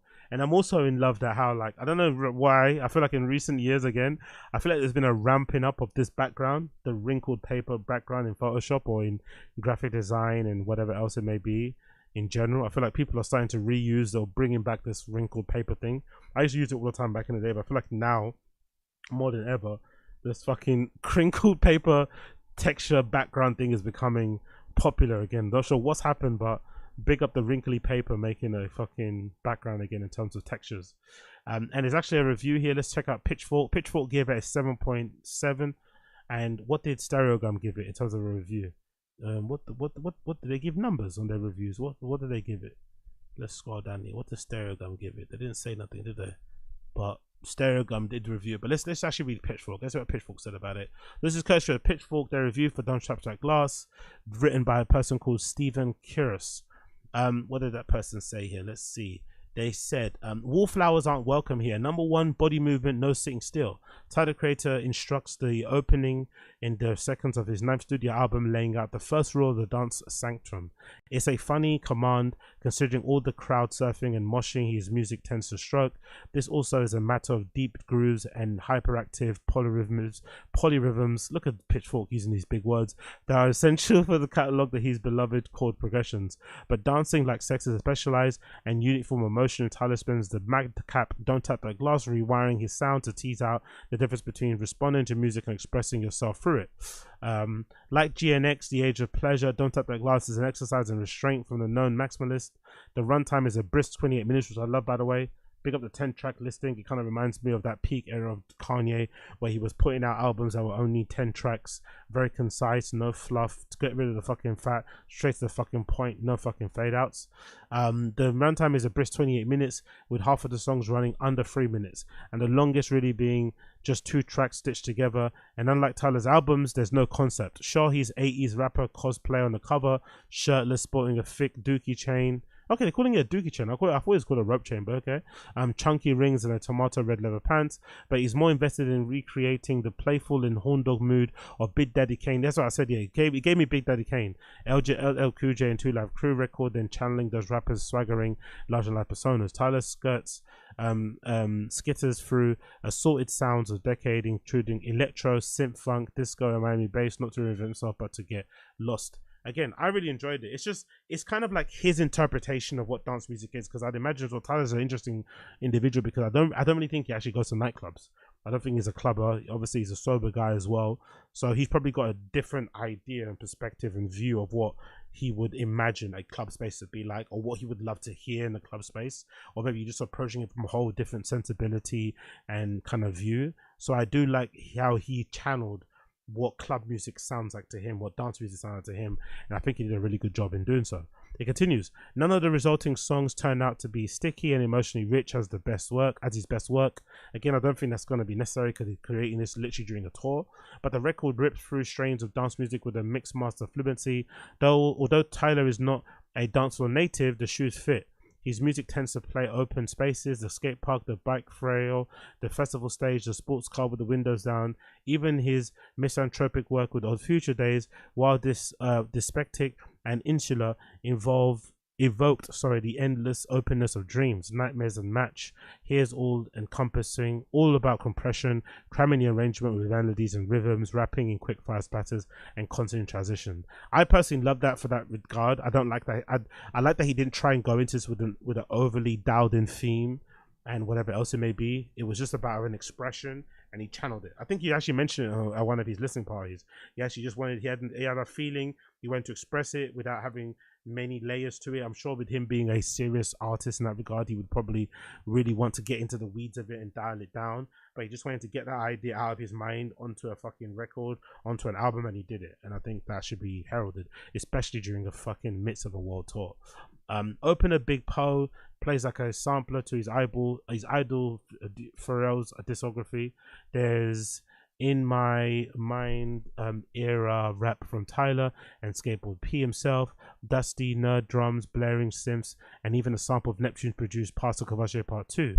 All the songs feel pressure cooked in that way, humid, bubbling, and enclosed. I've never heard Tyler's song in a club, but this might change that. To be fair, I've played a lot of Tyler songs in the club.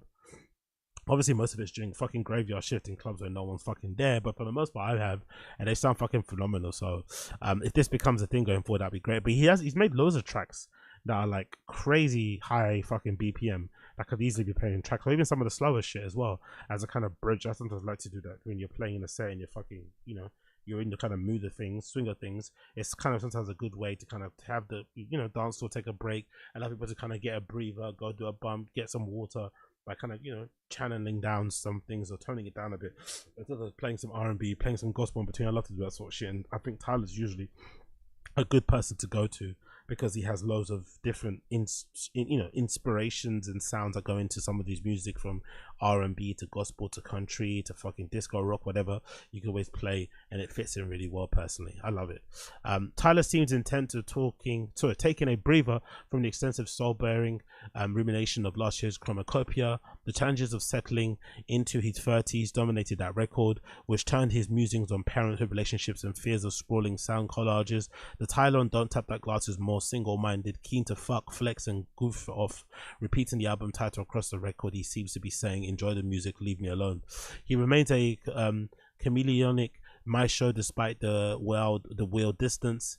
He's Randia Funk Terrier, sugar on my tongue, happily munching box over shimmering synths and sprinkling King's drum.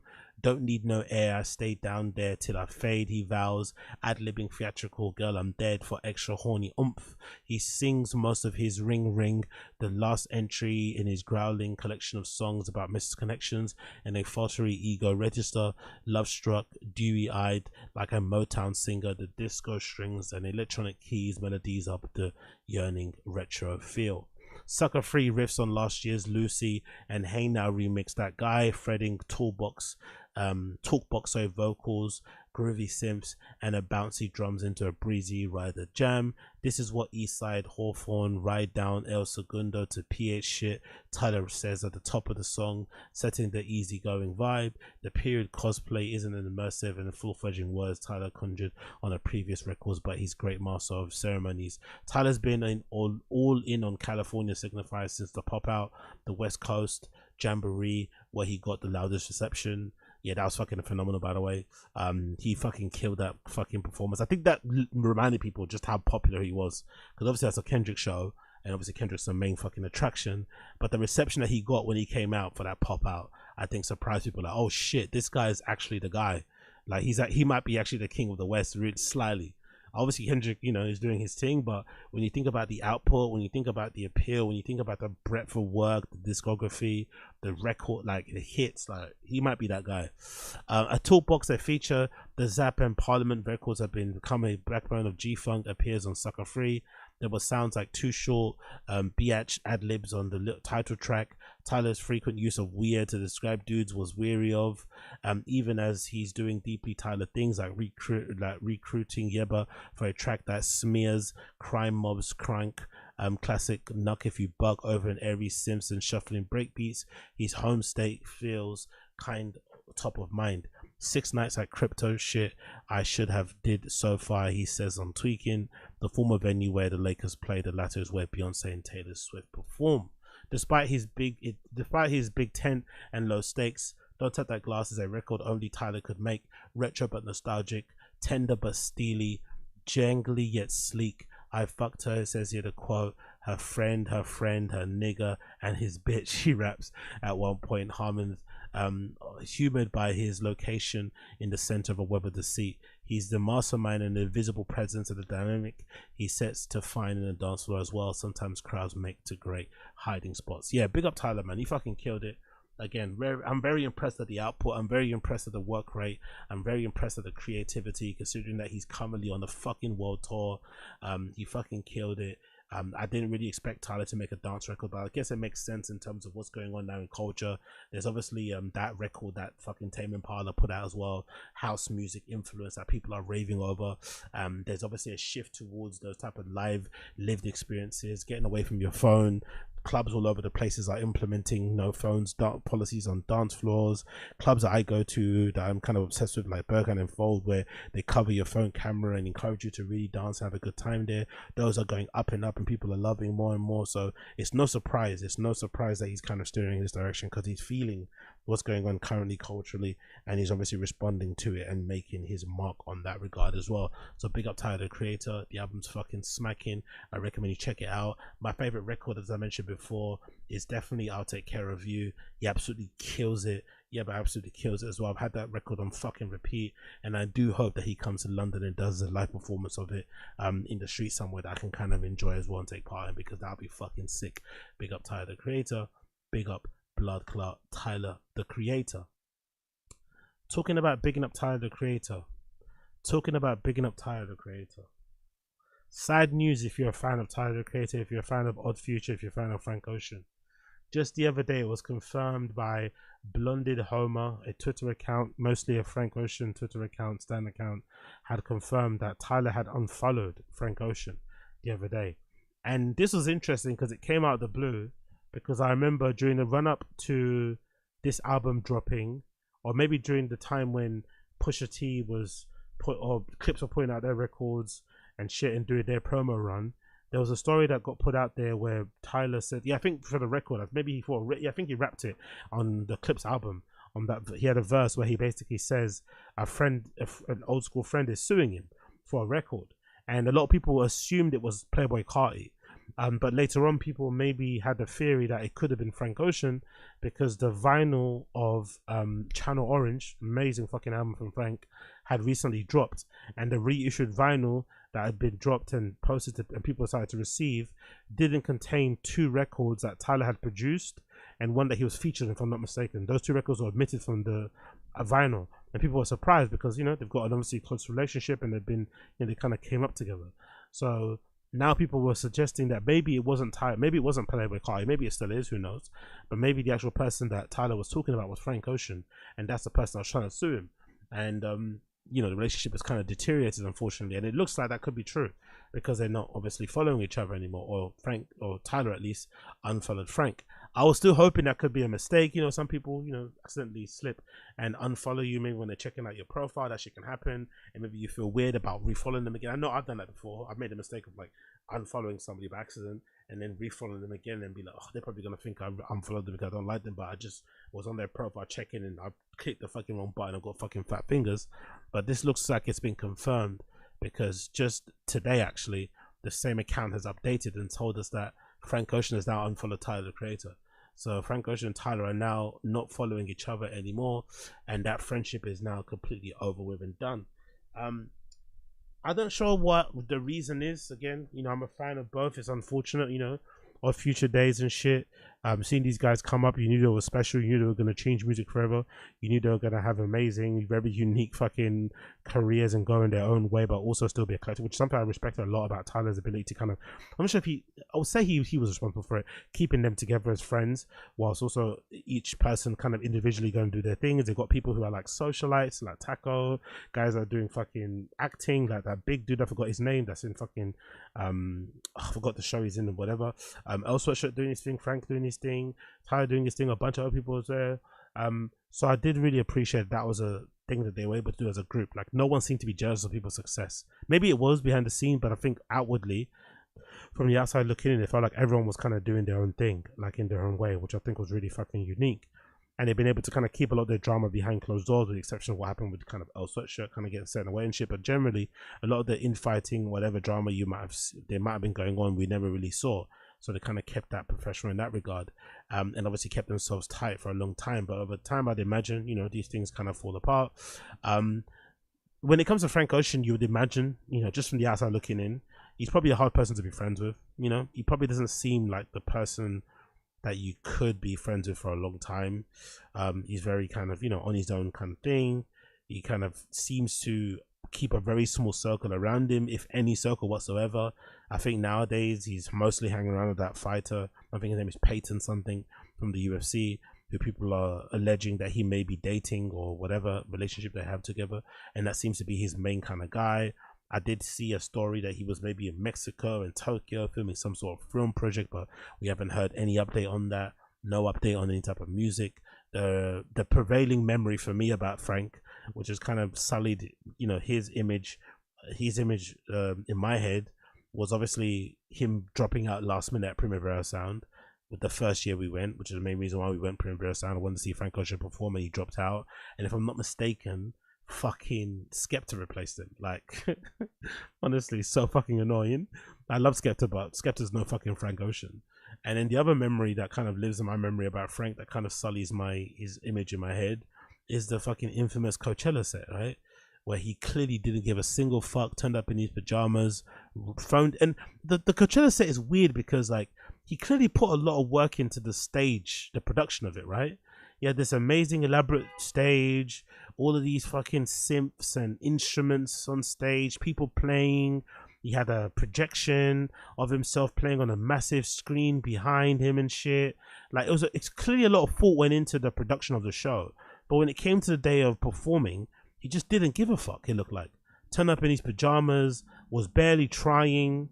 Like, honestly, like, he didn't, like, the way he fucked over his fans with that shit, like, the contempt, the lack of respect and shit was just, I think, a very telling sign of what he's like in real life.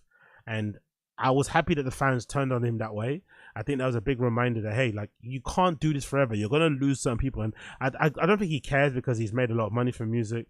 He's doing pretty well with his jewelry line, Homer, which might be his true passion, right? Maybe he might be one of the type of people who's just incredibly gifted at music, but maybe his actual true passion is design, right? And fashion, with this sort of malarkey, and maybe directing and stuff. But he just happens to be really good at singing, really good at making records and whatnot. But I feel like his actual fans got a wake-up call of what he's actually like, and I think some of them have jumped off the Frank Ocean train, especially nowadays, considering the amount of artists that are popping up there. If you're not, you know, front of mind and putting out records, yes, some of your diehard fans will stick by your side, but some people just find other people to fill that void, you know? And I feel like that's what's maybe happened with Frank Ocean. So it's kind of been a bit of a turbulent time for him recently. Does he care? I don't feel like he does. You don't really see any, you know, anything from him in terms of wanting to put out music. Like, he doesn't feel like he's, you know, rush. Doesn't feel like he wants to let people know that he's working on something. Nothing. So I wonder if that maybe plays a part in the fallout with Tyler Creator's, with him and Tyler Creator's relationship. Like, in my head, I can see a situation where, like, over the years, Tyler's been wanting and asking and requesting Frank to get on certain records. Frank, like all creatives, maybe finds it hard to say no. And over time, you know, Tyler keeps reaching out, wanting, you know, him to jump on certain things, help him out with certain things. He doesn't do it. And over time, you know, when people keep rejecting you in that regard, you're going to feel a little bit pissed off. You're going to feel a little bit aggrieved. And you're going to feel like, oh, are they saying no because they don't want to do it? Or are they saying no because they don't fuck with me? And then, you know, especially as time goes by and there's no communication, and then people get in between you guys and start saying things, and suddenly the relationship deteriorates, and you look back and it's like, oh, I haven't spoken to this person over the phone or in person in like 5 years, you know? Okay, that's how quickly those things can happen. So I wonder if that's what happened over the years, or if as people are suggesting on Twitter, these guys had a falling out over some guy or something. That's how some people are suggesting, like some Latino, some white twink or something that they're both fucking fighting over has chosen Frank or one of them, and obviously one of them has kind of got in their feels and decided to unfollow. I'm not too sure. Either way, it's an end of an era, a really sad situation to be in. I'd imagine though, because they've got such a real base of friendship from back in the day, I would hope that this is not the end. And maybe, you know, sometime in the future they will reconcile and get back together again, and they'll have a reunion, which will be fucking phenomenal for all future fans like myself and stuff. Old school ones, it's going to be a real teary moment if they did ever come back, similar to when El Sweatshirt made his return after kind of getting sent away from fucking boarding school and shit. That'd be fucking cool to see. But for now, the relationship between Tyler and Frank Ocean is over, as Tyler first unfollowed Frank, and then Frank Ocean ended up unfollowing Tyler. And now we're probably going to get no music from them anytime soon. No music from them any time soon. Big up Tom Sachs, big up Hypebeast. This announcement was made a few weeks ago, but I wanted to cover it anyway, regarding the Nike Mars Yard. The Mars Yard 3.0s, the ones that I've been waiting to drop for ages, have finally been confirmed. The release date for them is September 5th. They're going to be released via an in-app set of challenges that's currently live at the moment. I think the challenges app, if I'm not mistaken, is called ISRU. I'm pretty sure there's a link to it in the Tom Sachs website, but search for it in the App Store. It's got these daily challenges that you end up doing. I haven't done any just yet, but I'm going to end up doing them soon. But as you can see here, there's challenges that they got set up on the phone, and you basically enter some of the challenges. I think the first challenge is 10 free throws in the line. So you do these free throws, you record your free throws. I think you can do it with a basketball or just like a scrunch up bit of paper in the bin and shit. And there's different challenges. I think so far there's how many challenges so far? They put out 4 challenges. They put 10 free throws. They've also put output before input, which is like a quiz sort of thing, if I'm not mistaken here. Or no, it's an illustration. It's an illustration sort of thing, if I'm not mistaken. And then they've got another challenge here that says Bodega 245, and another one that says Faith. So 4 challenges so far. You get the map. Each challenge contributes to a number of points, which allows you to go up on the leaderboard. There's currently people up on the leaderboard now. The head person's a guy called Caillou. He's got 303 points there, as you can see on the leaderboard, and so on and so forth. And I'm assuming maybe the first 10 maybe get guaranteed pairs, and maybe the rest get raffled. I'm not too sure, but either way, we have confirmation that the shoes are coming out. That's a major part, and I fucking love what they look like so far. My only slight reservation behind them is, number one is the printed swoosh. I would have preferred, as it was of the previous ones where I had the 2.0s, it was an actual swoosh, like a material cutout thing, and not just a printed swoosh on the side of the mesh. The other thing that I also don't like is this rubberized toe. I would have preferred like a proper rubberized toe, like that cuts across the toe box here. Not this rubberized toe that's got this rubberized bump at the front, but then it's also got the exposed brown bit. I would have wanted the actual, how they first did it, the first sort of samples had the rubberized toe that went across. And I wonder why they didn't do that kind of like half circle approach to the rubberized toe and have this sort of like this mudguard effect. Maybe it's the cost, maybe, because they're already quite expensive. I think the retail is like what, $275, which is about probably going to be the same price in pounds, £275 as well. But I wonder if that's the reason why they didn't do the full rubberized toe here in the front. I think that would have been a better look than this look, personally. But again, all in all, I still love them. Still want to get a pair eventually when they drop. They look fucking fantastic. Can't wait for them to eventually drop. Let's read the blurb here. It says, Tom Sachs and NikeCraft program is back, introducing the 3rd generation of the Mars Yards. The 2 revealed its return back in February, outlining many of its new technical specifications, and now we've got a closer look at the sneaker for in May. Now it's a rollout is officially begun with the 2 have announced a new program for sneakerheads to join in order to gain access to the shoes when they launch in September. By the way, the writing on Hypebeast is so fucking bad. ISRU, which is in situ resource utilization app, has been introduced. Challenges on the app will be presented weekly as opportunity to earn points and climb the leaderboard. Those who reach the eligible position of the ISRU leaderboard will then have opportunity to purchase a Nike Mars Yard on September 5th via the Tom Sachs website. Okay, cool. So if you're up on leaderboard, you get a chance to purchase them via the store, which is expected to offer the shoes starting price of $275. Mars Yards have always been hard to get, and they've always going to be hard to get. If you want them, you're going to have to work for them, comments Tom Sachs again. It's a bit wanky, but I get it. Maybe not all the challenges are for you. That's okay. What matters is that you do what resonates. I can't guarantee you'll get the shoes, but I can promise your life will improve by participating in meaningful daily routines. Oh, come on.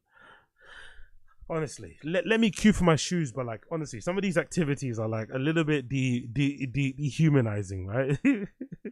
They're fucking shambolic if you think about it, like making you literally jump for your shoes. But I guess it's better than retweeting and resharing things on comment sections and shit. But they've actually got a video as well, kind of promoting the whole thing. Let's actually play that via their Instagram. This is the video promoting the whole thing. Don't care how many free throws you make, but step up to the line. Don't care how many push-ups you do, just get down and do them. Don't care what kind of camper you are, but show up to camp. This is ISRU Summer Camp. where showing up is what matters most. Do the challenges, a new one each week. Some are for the body, some for the mind, some are for both. The more you do them, the more they matter. Participation will change your life. Download the ISRU app from the App Store and sign up for camp. Claim your place on the leaderboard. Welcome to camp. Welcome to camp. Welcome to camp. Welcome to camp. Break your habit. Find your ritual. By the way, Tom Sachs runs really funny, man. The way he's running up that hill with Katie Nice, that was really strange. He has a very, very, very strange gait. Like, almost like somebody that doesn't actually run. Like, a very, very strange running style. But yeah, that seems pretty cool. I would actually want to take part in that. There's actually a few other challenges too. Let me see the other things as well. What's this one? Is this the same video? What's this one talking about? Don't dare throw. The caption says, don't care how many free throws you make, step up to the line, download a Nike ARIatHOME app. Challenge 1 begins today. 10 free throws. This is the first challenge that you're meant to do. 10 free throws. 10 shots every day. Step up to the line. You can shoot like this or like this. Love this. The hoop and ball can be whatever you want. The first time ever, rice into a thimble. That's incredible. We understand it now.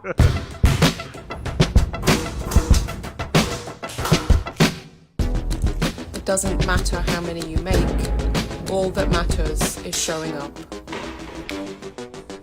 Share your achievements by posting on the ISRU app. Break your habit, find your ritual. Yeah, I need to do that. I need to backdate all my entries because at the moment I've not done a single one of these entries. But I've got to start taking part. What's the other challenge after that?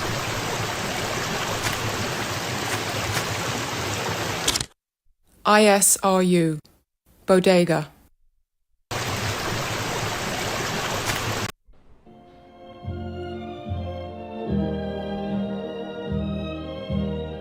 Welcome. Watch our first all camp address at Tom Sachs. Download NikeCraft ISU Summer Camp app.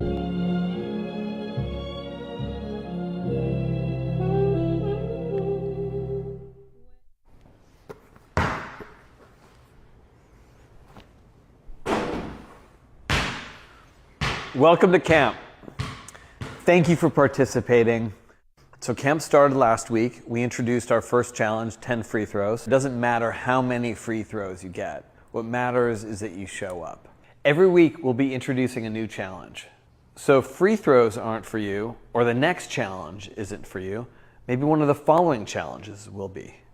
Many of the challenges do not require athleticism. Some of these challenges are for the body, and some of them are for the mind, and some of them are for both. When we introduce a new challenge, it doesn't mean that the old one's over. That continues forever. Those who have begun early will be an advantage, but those who join us late will still have the opportunity to succeed. There's a new movie every Saturday night. The questions are there to prove that you watch the movies. They are not hard questions. There are no trick questions. They're just questions if you're paying attention, you'll get 100%. Cheating, we're not into it, so just don't. We're watching you. You're only cheating yourself. This isn't about the shoes. If you're here for the shoes... It is about the shoes. Come on, Tom Sachs. No one's doing this stuff about the shoes, bro. It's always about the shoes. No one gives a fuck about your fucking routines and your... Obviously, it's good and motivating, inspiring to a certain extent, but for the most part, for most of us, myself included, even myself being a fucking unapologetic Tom Sachs fan, no one is here just for you. No one is here because of Tom Sachs Studios. People are here because they want Mars yards. Simple as that. You're here for the wrong reason. This is about showing up every day. Long-term consistency beats short-term intensity. You can break your bad habits by developing new rituals. Not gonna lie, like having him as a boss would be a little bit insufferable. I hate people like this motivational quasi cult leadership thing. Like, I'm not into it, man. Let me do my job, man. Tell me what my fucking responsibilities are. What are my daily duties? Let me fucking run and do my thing. But this idea that my work is going to impact my life and give me an idea on how I should do, it's like, fuck off, mate. I'm only here because you're paying me. Like, relax. Anyway, let's continue on. Another clip here. Output before input. Every morning before you get your phone, make something or do something. Write in your journal, draw, sing, dance, touch clay. Every night, we have an authentically psychedelic experience followed by immediate amnesia. Waking up is where the surreal and real converge. We only have direct access to this sacred information immediately after waking. Input from the outside world destroys our access. Do not waste this moment. Every morning before you get on your phone, you must make something or do something. Write in your journal, draw, sing, Not bad. dance, touch clay. I like touch clay as like this flip on touch grass, but that makes a lot of sense. That's a good initiative to push. But whatever you do, make sure output comes before input. Do something with your brain and body before you let the world in. The most important thing is showing up. Share your achievements by posting on the ISRU app. Break your habit, find your ritual. Yeah, I don't mind that. I don't mind that in the slightest. Big up Tom Sachs. We love it. We fucking love it. So, there's also a really cool video that they put out on the Nike website, or no, on the Nike YouTube, if I'm not mistaken, that kind of gives you a kind of, you know, a brief history background on the history between Tom Sachs and Nike. And one thing that really stood out that I thought was very interesting detail that might explain why he's even at Nike still, despite all the stories about him and all the, you know, abusive workplace conduct situations and cancellations that he went through, might be because of his relationship with the head of fucking Nike at the moment. I forgot his fucking name. But they've actually been boys for a long time. They've been friends for a long fucking time. So that might explain why he was giving a lot more grace, a lot more leeway, a lot more rope, or he was forgiven in any respect and welcomed back into Nike's fold. Because I think if this was anybody else, especially somebody black or brown, and they were accused of what Tom Sachs was accused of, by his obviously former employees and shit that worked with him, I don't think there's any route back for him. Personally, I don't think there would have been a route back for him. But of course, because he had that relationship with the people over there at Nike, personal one, behind the scenes, I think that's what allowed him to kind of get that sort of grace. But regardless, I did think this is a pretty decent, well done video. I pulled 2 clips from the whole video. One that features the 2.5 miles yards, which never came out. Ironically, these are the shoes that we never got because Tom Sachs got cancelled for being a bit of a creep and a weirdo behind the scenes at his workplace. So we never got these shoes. I think these are the best ones so far of the whole fucking lineup that we've had so far. Even the ones coming in the 3.0s, I think the 2.5s are my favorites, but we never got them because obviously Tom Sachs got cancelled. So this is a clip taken from that documentary film thing, but I do recommend you check it out. It's really good. It's available on YouTube. Just type in Tom Sachs Nike and you'll find it.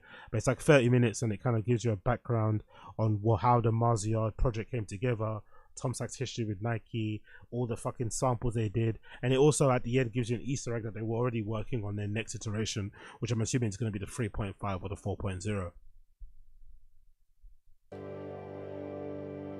The 2.5 was our way of trying to explore problems that we had found with the 2.0. That's the best one. I'm sorry, that's the best one. The whatever that material is on the side, that mesh is fucking brilliant. The actual swoosh, right, material, not a fucking printed swoosh. The reinforced metal eyelets, the actual rubberized toe cap that's like a half circle at the front there instead of that fucking rubberized mudguard thing that they have going on. This is, and obviously the lack of heel counter too, I prefer. This is definitely the best one. This is definitely the best one iteration of the Mars Yard. The 2.5 is so fucking good. We were wearing them in the shop. People were stubbing their toes. They weren't protective enough. The material was still breaking, but it wasn't. And that's the ones that I had, the 2.0s, right? Those are the ones that I had actually. Let's actually see if I can find these on here. Let's see. It's Nike Mars Yards. I think I made a post about them, didn't I? Where are they? I think I put them on my blog post somewhere. Me wearing a pair. Or maybe it's on my blog actually. Let me go here. Default green. There you go. That's my pair. So I had the 2.0s. Honestly, I tore these apart. I destroyed these, man. I fucking destroyed these. Literally, until they had holes on the side of the mesh. But these were my favorite sneakers. These are the sneakers that got me the most compliments on the streets from strangers, which I think is the best barometer of whether or not you got fucking, if your trainers are sick or not. How many regular folks who aren't into shoes compliment you? And I got the most compliments I've ever gotten from any shoes I've worn were from these Mars Yard 2.0s. I fucking love them. I literally beat mine into the ground. I wish I could get another pair, but they resell for like $5,000. Mine beat up and I fucking had to throw them away because they had holes on them everywhere. But I fucking adore these shoes so fucking much. Such a good fucking shoe. Breathable enough. So I fell in love with these Sail 87 React that Daryl Matthews designed. I remember those. The midsole, outsole construction. It's a lot like the Mars Yard, right? Because it's mostly midsole with just pads of hard rubber to protect in the high wear areas. But more than anything, this upper material, which is called monofilament woven, it's just fishing line woven. It has a little bit of waterproofness. It's very breathable. It's very, very strong. It feels weak. And so we use these as the uppers on the 2.5s, and they were incredible. Let me show you a pair that Laura comped for to death.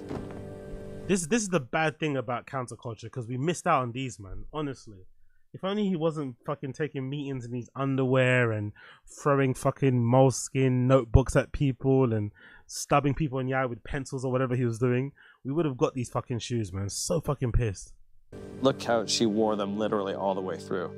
And we started to learn things. We learned that if it's going to be a really durable shoe, you might want to have the whole bottom rubber. The Mars Yard 2.5 became the official shoe of the Wear Tester. We made 100 of these. We sent them out to people. We issued them challenges.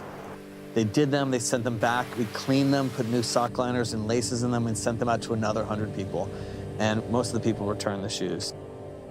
Most of the people returned. I wonder who didn't return them. I wonder what cheeky buggers didn't return them. But look at that toe cap, man. That rubberized toe cap looks so much better than the one we got now. Maybe I wonder if some people, maybe if I get a pair, maybe that's what I might do. Try and dip them in more rubber and see if you can actually encase that whole toe, because that makes it look way better, that effect there, instead of that fucking mudguard thing. I do prefer the actual rubberized toe thing in the front. But regardless, and there's another clip as well that features some background information on what went into the Nike Mars Yard 3.0s, which these are the ones that are due to come out in September. Thank you. Thanks. No one's had to talk in that studio apart from him, innit? No one's had to talk in that studio apart from him. He runs that studio like the fucking Navy, mate. So that leads to the 3.0. What I'm really excited about this shoe is that people might look at it and be like, nothing changed. And that's exactly what I want, is you want to feel like the last one, but it couldn't be more different. There's nothing on this that's the same. It's all right, well. NikeCraft Mars Yard 3.0. New details. Oversized 5mm eyelets. Staggered eye stay. A blue. Staggered eye stay. I'm guessing that's so you get this kind of like half booty type of effect here on the front where the laces kind of, because it kind of kicks up. Mine went a bit more flat on the 2.0s.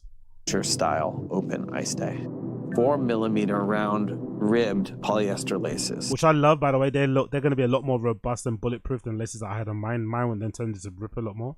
There's a lace keeper on the tongue. Never use a lace keeper. I think if you're a lace keeper, your mum probably cuts the crust off your sandwiches. There's a nylon donning strap on the tongue. Yep, love both of them. Those are like the, that's like the fucking what's that thing called? That's like the zip tie for Virgil's shoes, RIP Virgil. But when you did off-white shoes, I think those nylon donning straps are like the zip ties that Virgil uses in his shoes. You can see them from a mile off. You know someone's got a pair of Nike Mars Yards on. It's a good little simple signifier indicator thing. I love that little touch. On the heel foxing, the upper is open mesh polyester. The swoosh is silk screen printed. I hate that, by the way. I hate the silk screen printed swoosh. I think an actual fabric swoosh that's, you know, a separate material stitched on whatever swoosh would have sat way better. I wonder if somebody will. Maybe I might have to actually cut out a bit of material and stitch that swoosh over the top of the side of these shoes to give it a bit more character.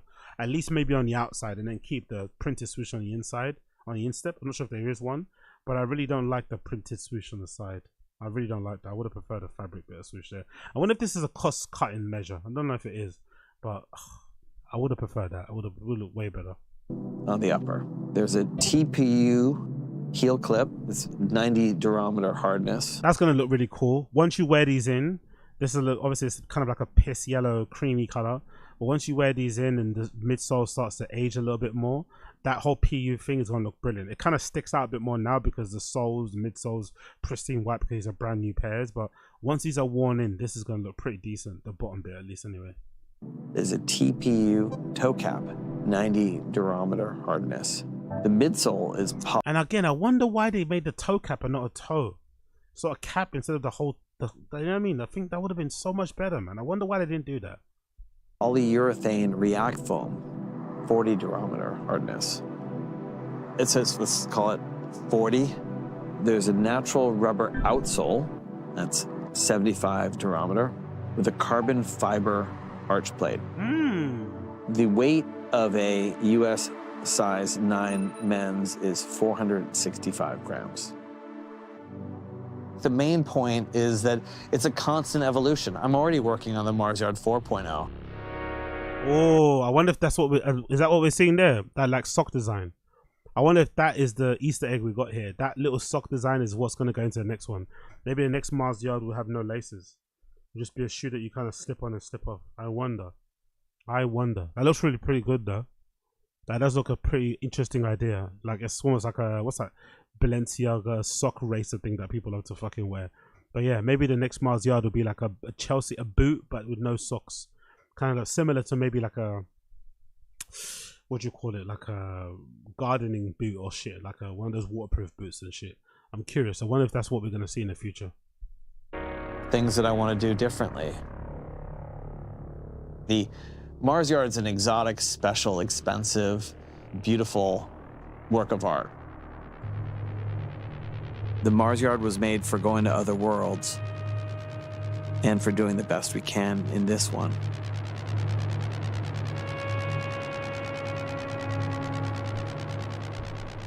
Mars Yards have always been hard to get, and they're always going to be hard to get.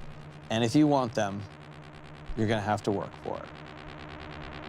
But why? There's a really small amount of people that want them, I think, that care about them, that really care about them, that care about Tom Sachs, care about his design stuff, you know, bought zines, have been to the fucking bodega and shit at the studio. I don't know why you just don't make enough to just give the people that actually want the shoes, you know? Yes, they're hype. Yes, they get a lot of resale. The resale value of them is super crazy, but I think the people that want them. So just make enough people to purchase. This whole this whole fucking fake scarcity thing is so lame, especially now that the sneakerhead industry, whatever it may be called, whatever you kind of term it to be, is $1 billion industry now. Like everybody knows what a limited edition shoe is. Everybody knows what a Yeezy is. Everybody knows what a fucking Jordan is.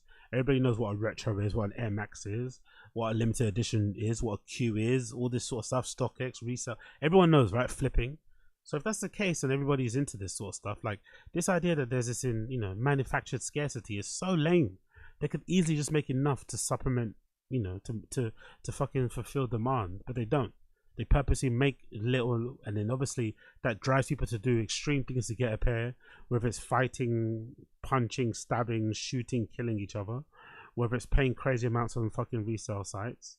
Like, it's fucking crazy, man. They could easily just cut that whole thing out by ensuring they're making enough. But I'd imagine most of these brands, Nike being exactly the biggest example of it, they get a lot of kickback.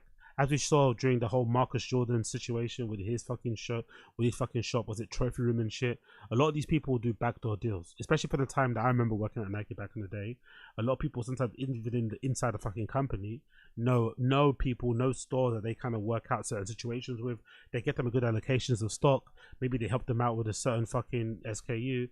But then when they want something, that person will, siphon off 7 pairs, 10 pairs, and let them be able to pay for those things ahead of time or whenever else it may be. So by the time you're queuing up, waiting for the drop to happen, like half of the stock's already gone. That's what happens. It's been happening from the beginning of time, and Nike knows this goes on. They don't try and stop it. They know they can easily stop it by fulfilling demand and by ridding that whole backdoor thing. But a lot of people make money off of it, benefit from it. Remember that story about that big reseller kid in America? I think it was during COVID.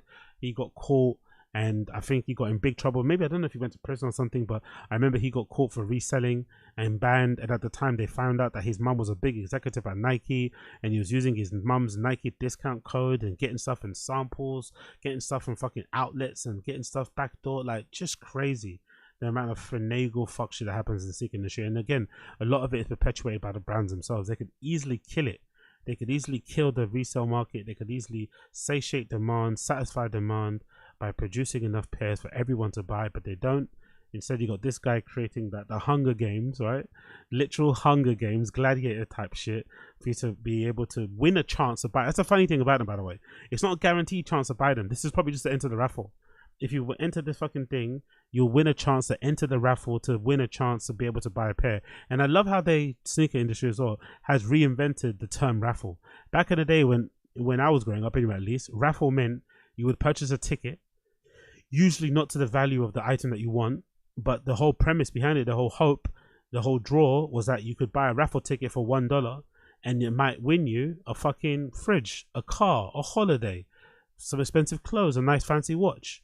But nowadays, raffle has been completely they've completely reinvented the meaning behind raffle, and now raffle in the sneaker industry means you get a chance to buy something. Oh, congratulations, your name's been picked in the raffle. Now you get a chance to buy something. So you have to have the money to buy it first of all, but you don't. And it's not for a discounted price. It's for the full RRP. It's fucking annoying. I wish they would just make enough pairs to satisfy demand.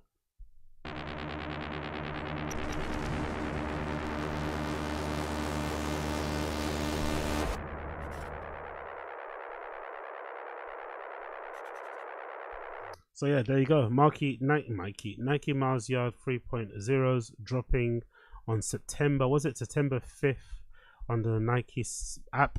I'm assuming some stores might get an allocation. I'm not too sure if it's all going to go through the ISRU app or if they're going to drop some on N, some on sneakers. I'm not too sure what they're going to do. But so far, from what I've read online, it looks like it's just going to be available on the app only.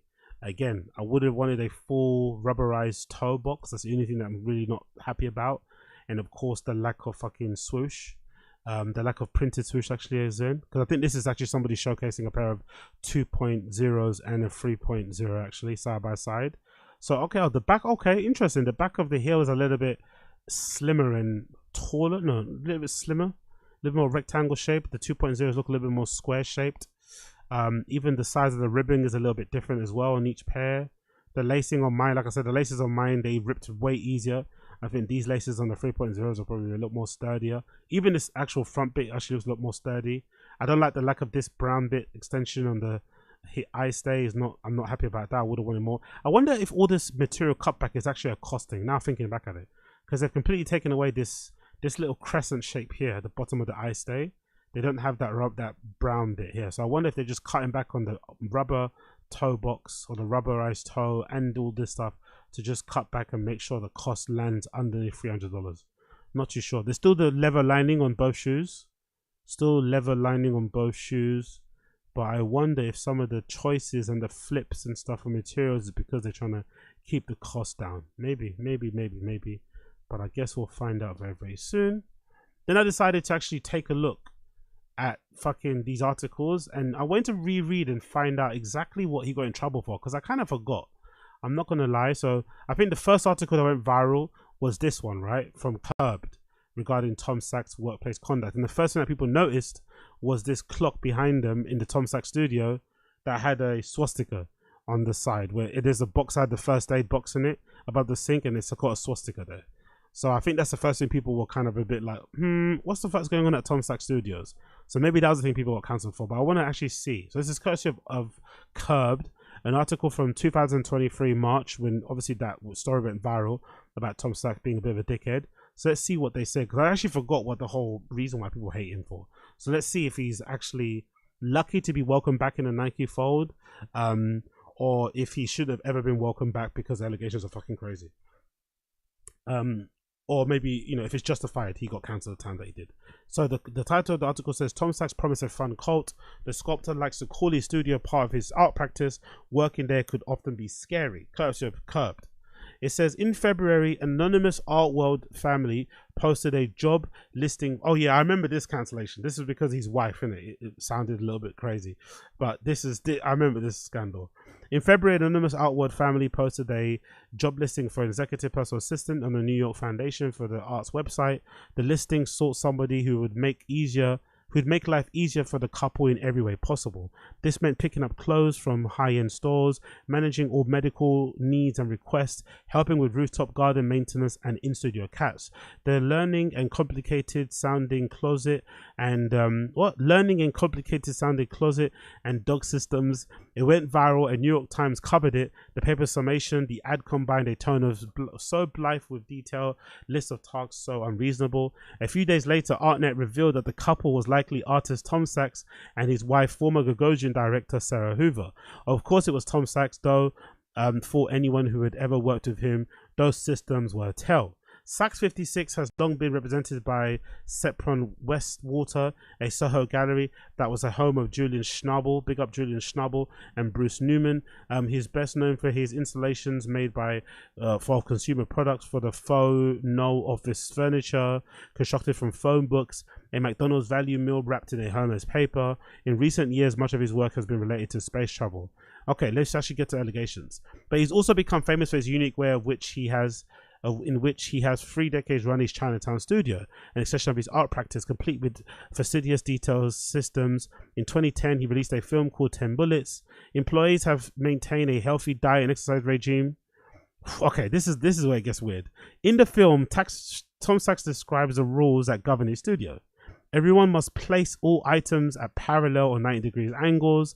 They are to walk quietly as if in a monastery.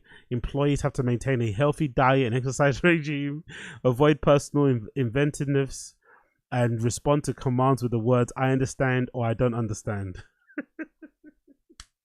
Honestly, the things people put up with to have a cool creative job and to be able to, you know, wear that fucking jacket, have that fucking stupid 10 bullets little badge on your fucking jacket or whatever chore jacket you've got on, be able to go to certain fucking shows, be able to be welcome in certain showrooms, certain whatever. It's fucking crazy having somebody literally controlling what you're eating and your exercise and shit. Fucking wild. Again, imagine just replace Tom Sachs with somebody black. Just replace Tom Sachs with somebody that looks like me or somebody brown, and there's no way he's been welcomed back in the fold. Just with this alone, that film alone would have been a complete red flag. Blah blah. He's out of here. There's even a system for when the system isn't followed. Employees have to sacrifice money to Leatherface, a piggy bank based on the villain in Texas Chainsaw Massacre. The space where all his plays out feels charming, a little Wes Anderson. Employees wear matching utility coats and plywood shelves are lined with Texas pinned ceramics. If it sounds like a cult, well, that's kind of the point. Employees have been known to work out of his program called the Space Camp 3 times a week at 7 a.m, wearing uniforms printed with their first initials, last names, and serial numbers Sachs assigned to them. We'd go out jogging in Soho and people would take pictures of us. It's not like they knew who Tom was, they just thought it was a regular cult. Says a former studio assistant.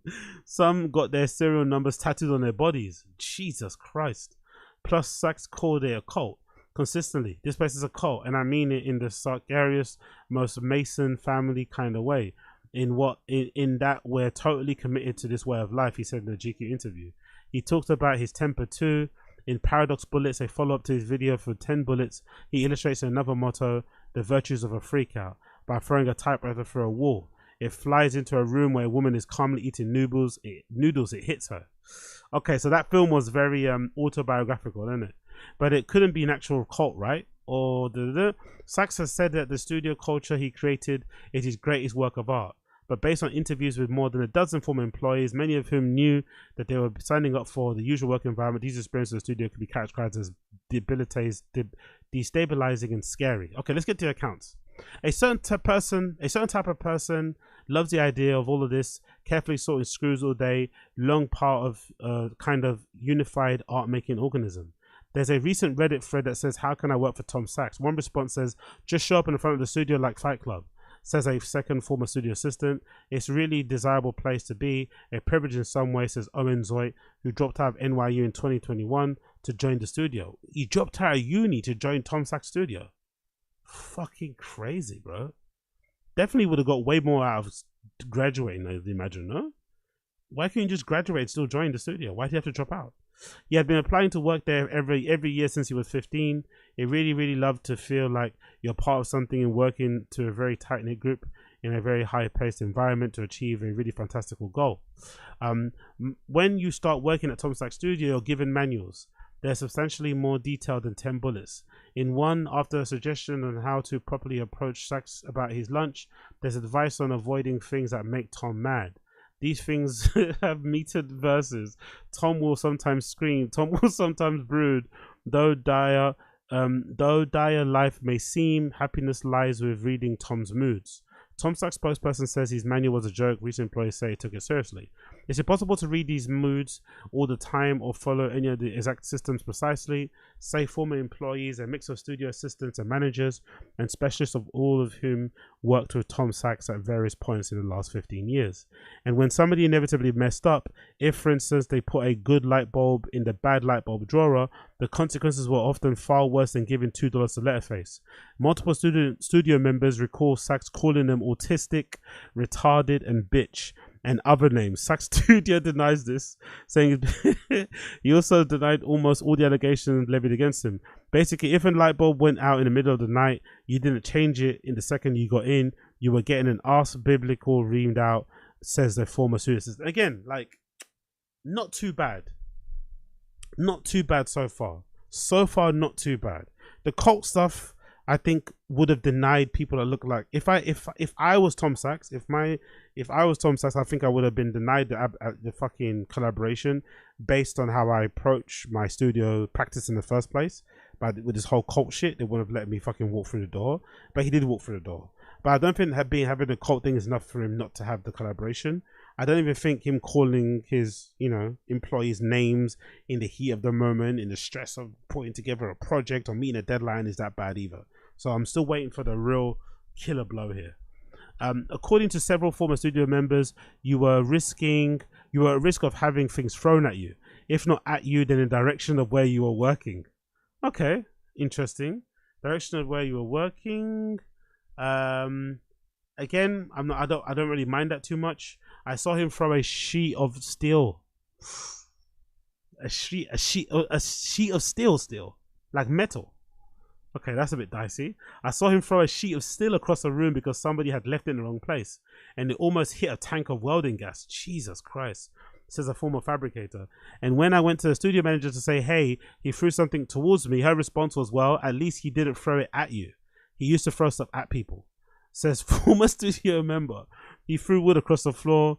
One time he ripped the alarm system off the wall and threw a clipboard, a lot of clipboards, and a ladder.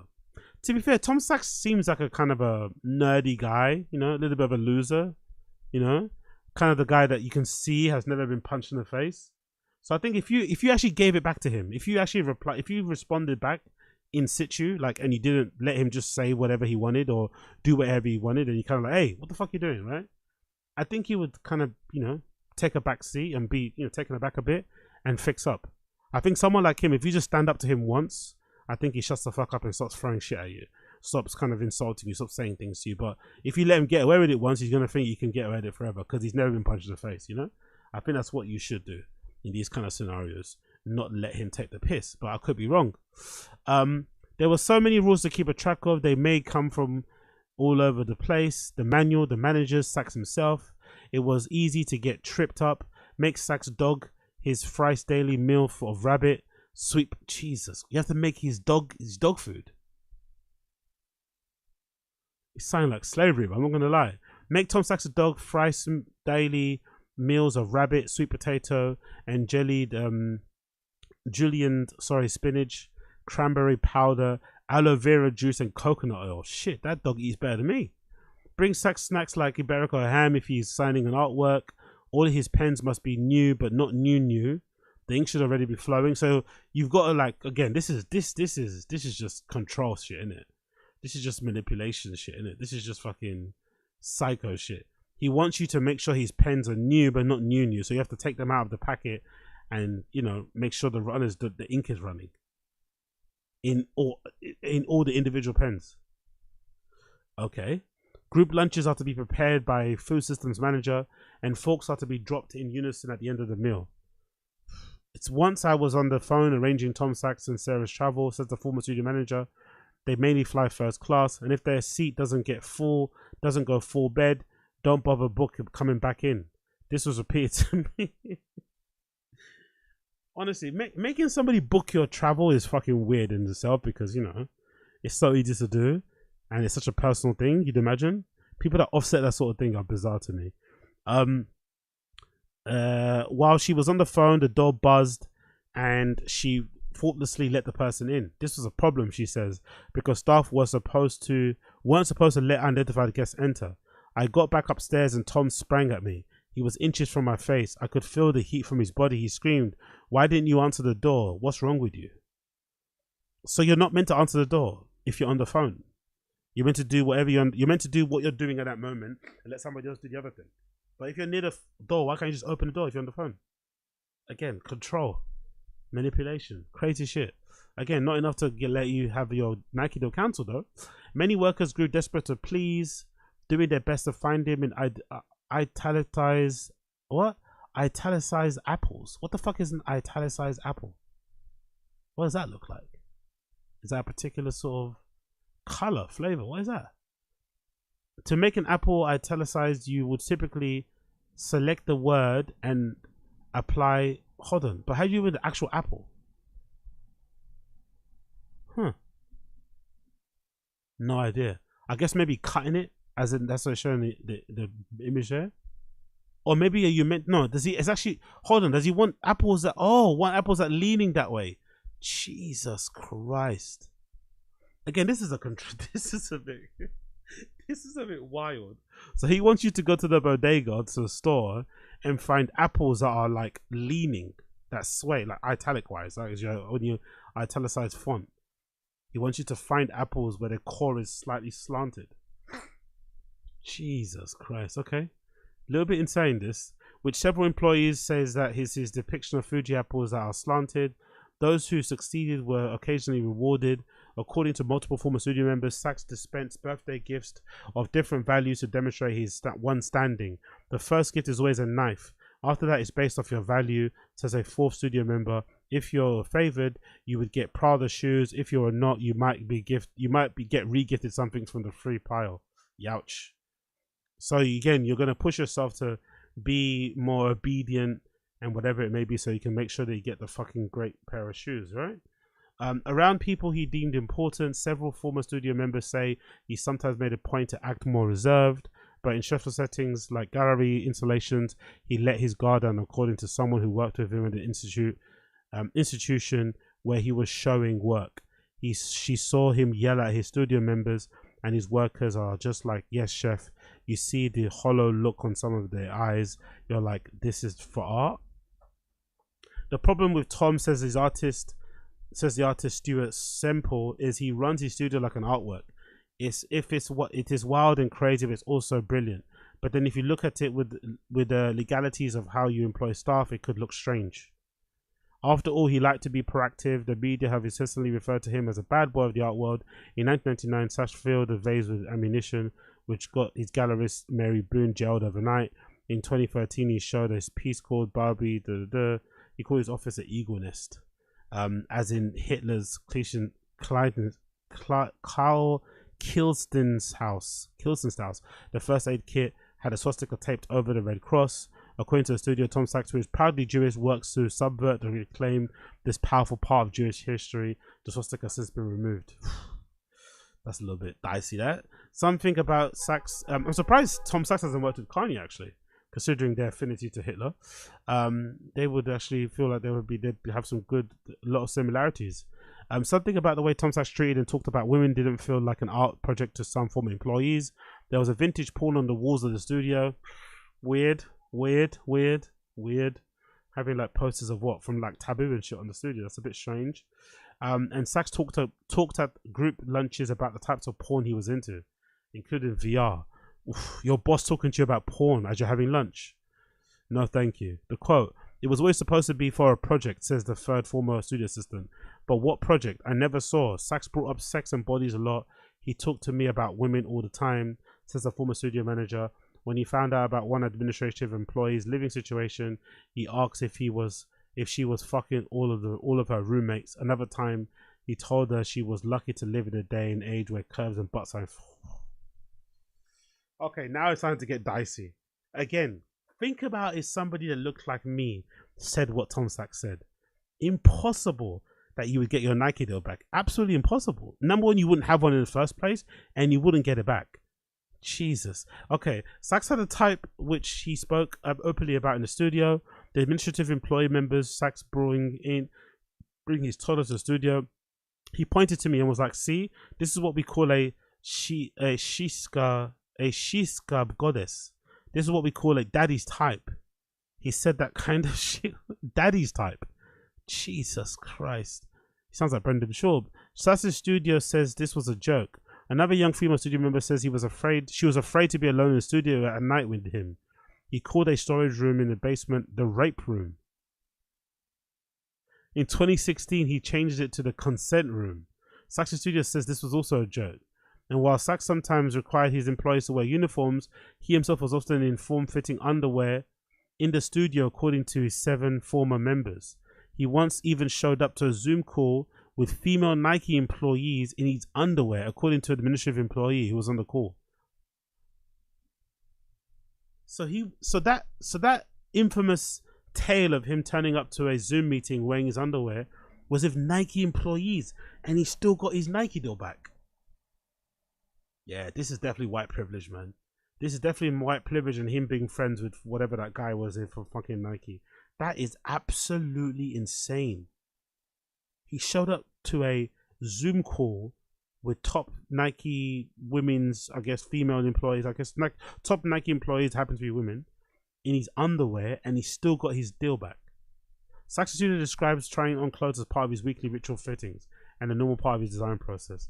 Normal part of my design process is pulling out my dick when women are around. Okay. In 2020, several studio members complained about Sachs' lack of boundaries. Around then, he hired his life coach, Shalom Mesheldek, to work with them.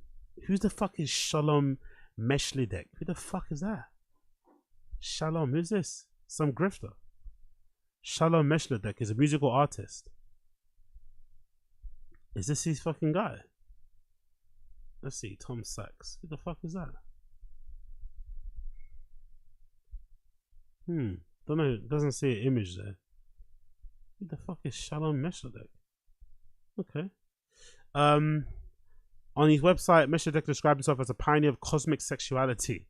Jesus Christ. Courses that explore a relationship with the orgasm. After he started offering career counseling, Sachs says the administrative employee asked the manager if he's had brought up Sachs' office pant list with him. The manager told her it was on the list. Sachs liked to remind those who worked with him that they were all replaceable. One studio assistant remembers traveling with him to an exhibition overseas. In front of a group of galleries, he said to her, "This is a cult. If you want to leave, we don't want you. There's a million of you." Another time, after becoming displeased with feedback she gave on the Zoom call, he screamed, "I don't care if she dies. There's a million of her and only one of me." In response to this, Studio says that Tom would never intentionally make a person feel that they're not important. Most everything else former employees record to New York Tom Studio says is false. He has never thrown anything at an employee and is obsessive about safety of his team. Yeah. Furthermore, no one has ever been fired, penalized before an airline seat. While Sachs expresses himself when standards aren't met, he denies speaking to an employee inches from their face. And those gifts, they say everyone in the studio receives gifts. There's a lot of churn in the studio. We still are very scared of Tom, it says another former fabricator, one of 3 people who left the studio, who says they still have nightmares about him. Some of the Sachs former employees end up leaving the art world altogether. We're not saving the world. We're not curing cancer. It doesn't have to be this serious. Exactly. There's no reason for this abuse. It just didn't square. So it just made me question a lot about how contemporary art is made, says a former says a first former fabricator. It also it looks like the studio is so nicely run because you're in those great Prada outfits, says the studio assistant, but the Prada outfits are digging into your ass and you're not sleeping and your brain is broken. This job ruined the art industry for me. My psychiatrist had a field day. Jesus Christ. Yeah, because I would imagine talking openly about sex and stuff and what turns you on with your employees would count as sexual harassment, as well as turning up to Zoom meetings intentionally wearing your underwear and shit. The throwing of stuff is already abusive, you'd imagine too, especially sheets of metal and shit. So as much as I would like to minimize it and just say it was him throwing moleskins and fucking Sharpies at people, which is still not good, this feels like a little bit more excessive. So it's almost a miracle when you think about it that he got his Nike deal back, innit? It kind of seems crazy that he got his deal back. But when you watch the whole movie, you'll understand why. Because he has him and whoever the guy is at Nike. Who's the head guy at Nike now? Nike CEO. Who is that now? Not this guy, but the guy before. What was his name? Previous. What was his name again? Not that guy as well. Phil Knight. That's it. Yeah, he's good friends with Phil Knight. That's the one. He's good friends with Phil Knight. Tom Sachs, Phil Knight friendship. I'm pretty sure in that video you'll see a lot of it, where they kind of speak about their friendship and why they're so close. So that might be the only reason why that he's still there, to be honest, because those allegations are pretty dicey. But does that change my mind? Will I still try and purchase the Tom Sachs Mars yards? Of course I will. Does that change my mind? No, it fucking doesn't. I still want the fucking shoes. Big up the stream chat. What are you guys saying here? Made for other worlds. Or Bob, big up Asad Aziz. He just want to flood the China rep market with new shoes. True. He's calling his employees bitch and retarded and throwing types riders and young female employees eating noodles. The cops is wild. The cops is wild, Daisy. Yeah, fair enough. Again, I just want the shoes, man. The guy's a piece of shit. Again, I think if anyone black did or said what he did, they would never get their job back. We know that. I don't think anyone needs to argue about that.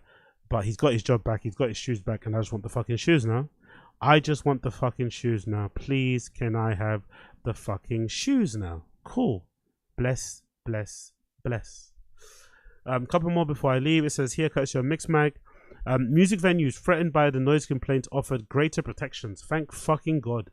If it wasn't bad enough having fucking, local members of the community and council basically shutting down clubs because of noise complaints or because of whatever else they don't like about the clubs, it's really imperative that local councils work together with music venues to work out some sort of deal where they can maybe help them out with sound installation or whatever, just so they can kind of circumnavigate those type of things, because those are usually the first complaints you'd imagine local residents will have with clubs being in and around where they live. And I think in places like Berlin, that's what they have really well. They have a good relationship with local councils and clubs, whatever. And some of them, I think there's like a bursary or a grant you can apply for that can kind of allow you to kind of properly sound insulate your club so that you can avoid running into issues where neighbors are complaining about noise and shit. This is courtesy of Mixmag, what they say here. Music venues in England and Wales that are likely to be or have previously been threatened with noise complaints are said to be offered greater protection as part of the new plans from the Department of Business and Trade. New protections will support clubs, live music venues and bars and pubs that are subject to complaints from neighbouring residents following heightened fears over venue closures. Reforms could be introduced under the National Licensing Policy Framework and would mean that developers looking to build properties near existing venues must properly soundproof buildings. Thank God. Other measures could allow plans to build further hospitality venues in those areas to be fast-tracked, making it easier for small businesses to open and operate across London and England, or England and Wales. Another good news.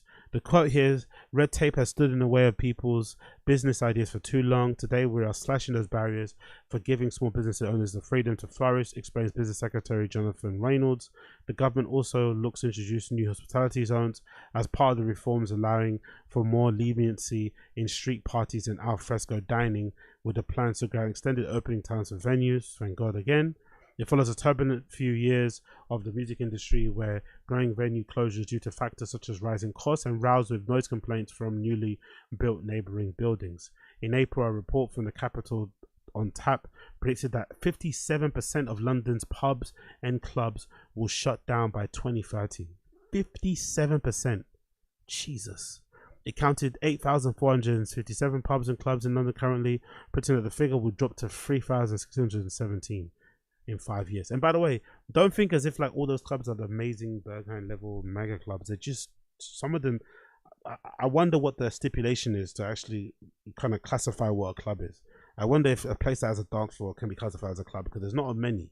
They say 3,000, 4,000, but I don't really see all these places. There's just this, especially if you go on RA, you go on RA any given weekend, it's the same 10 venues that people are using. So I don't really know all these thousands of venues are in the first place. They're probably not any good places. So even the places that aren't that good, that are hanging on for dear life, are getting fucking hurt. Plans were approved to build a new office block near Brighton live music venue, the Prince Albert, in January. Despite a petition against proposal garnering more than 22,000 signatures, the government hopes the new reforms will make it easier for open nightlife businesses to unused spaces and promote alfresco dining. Again, that's all they care about, alfresco drinking and dining. If you open a restaurant or a fucking wine bar, they're fucking quick to grant your license. But trying to open clubs suddenly fucking gets tricky. It's like, fuck off. For far too long, it says here, pubs have been stifled by clunky, outdated rules. We're bidding them to protect pavement, pints, alfresco dining, and street parties, not just from the summer, but for all year round. You know what? Yeah, this bit here is the reason why things are shit here.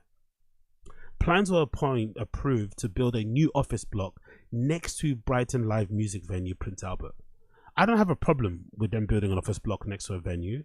The problem I have is what happens after, right? The sentence after this. Despite a petition against proposals garnering more than 22,000. So the people that were there before, the people that made that area trendy, right? The people that made the area cool or desirable to move to are like, hey, can you not build this office block next where we are? They don't consider them. There's no consideration. There's no meeting in the middle. There's no nothing. The office block gets built. Cool. The apartment building gets built. Cool. Property developers get their fucking buildings up. People move in. Tenants buy their places. Rent. Whatever. Great. Amazing. Then as soon as they complain, they have the right to basically, or they have the power, the influence, the sway to get that whole live music venue shut down, even though they moved in after. And what I don't like about it, because I'm a sensible grown-up individual, I'm not expecting those venues to exist forever. But can we have a compromise? Can we meet each other in the middle? Yes, I was here before. I know I have more rights than you do, and I probably should be getting the advantage and the position to be able to say and to kind of call things as they are, whatever it may be. But that's not going to be happening, because obviously you'd imagine with properties and shit and the money involved in that, people are going to be swayed more towards that. Fair enough. But let's at least have a compromise. Maybe if I open until 6, maybe now that there's new buildings next to me, I can't open until 6 all weekend. I can only open until 6 on a Saturday. Maybe, you know what I mean? Maybe I close one of the days during the week. I mean, like, maybe there's a compromise. Don't just shut me down. That's what I hate. There's a lack of compromise whenever gentrification conversations happen. There's a lack of compromise, especially when it comes to the residents. The residents have a really outsized, outbalanced fucking amount of power and influence in terms of shutting down entire strips, industries and clubs and shit. It's really out of order. And I'm someone that, again, to be reasonable, because we're never going to be in a place where clubs are favored and whatever, maybe because societally, maybe we're just not in that place where people respect nightlife in that respect. But at least compromise, please, for the love of God, man. At least a little bit of compromise. So maybe this new initiative will help to kind of ease some of that sort of shit. Because some of those noise complaint situations are really fucking stupid. Like, people live or move next to a fucking popping, metropolitan area with a lot of bars and clubs and shit, and the first thing they complain about is the bars and clubs and get those shut down. Like, fuck right off, mate. Fuck right off if you don't mind. Fuck right off if you don't mind. And let's do another one here quickly before we end. Big up Tomorrowland as well, courtesy of NikeCraft.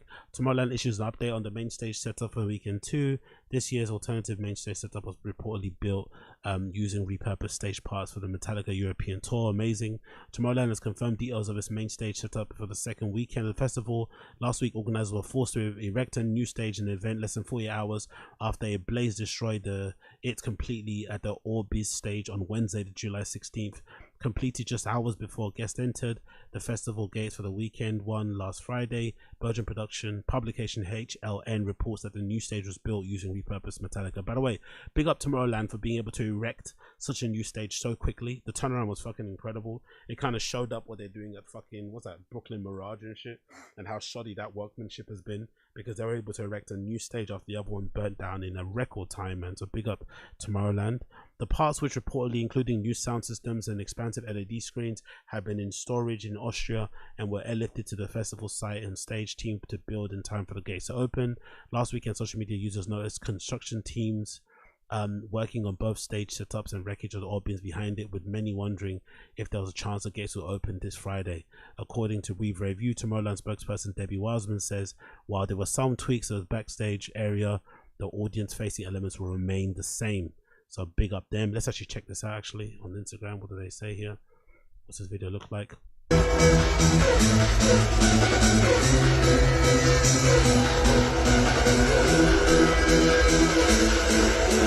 Again, not for me personally, this is the music, but I love the production. And I think somebody actually, there's a vlogger actually, I forgot their name, I forgot their group. There's these vloggers that do really cool reviews of festivals, and whenever they go to EDM festivals, that's one thing they always say. They say they run incredibly well. The people that go to them as well have really good vibes. So unfortunately, I don't like anything concerning, you know, EDM, but allegedly the times there, the people that go there are really fucking cool. And they always kind of do a good job in putting on the events and shit as well. She adds a minimalist design of the stage and the fact that the booth is closer to the crowd is a positive thing for the artist. The positive thing for the main stage artist. This time the DJ was the star. The Ice Cream stage reportedly took 2 years to create, with Brussels-based production. Publication VRT News reporting the Orbez features 65 water fountains and 2 waterfalls. Actually, let me see what Tomorrowland is saying. Did they have a Instagram as well? Let's just see Tomorrowland's Instagram. Tomorrowland. Let's just see if they posted anything in terms of pictures. I would love to see what that stage looks like. But it's just the music. It's just so fun. Even the logo, you just know what type of vibe they're on. Just not for me. Let's check their stories.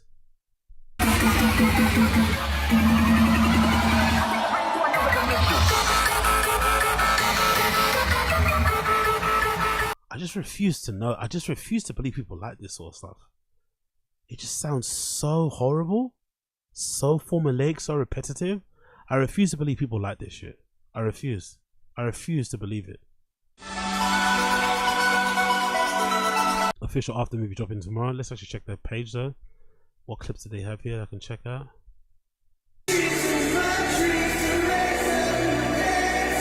Guess someone was there, I guess. Yeah, not for me, mate. Loads of smiles and shit, but not for me. Not for me in the slightest. Let's see some of this.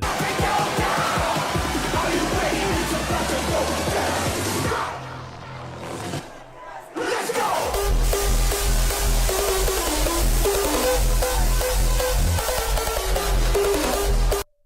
I wonder if you have to be white to enjoy this. Like, this is so bad. Like, I just don't get it. Big up Sub-Zero Project. Tomorrowland, we have no words about what happened during the last 2 weekends from our surprise closing at gatherings, our main stage debut on Friday. During our set hosting, the stage was so packed, countless memories. Thank you all for the bottom of our hearts. I just don't get it, man. I don't get it.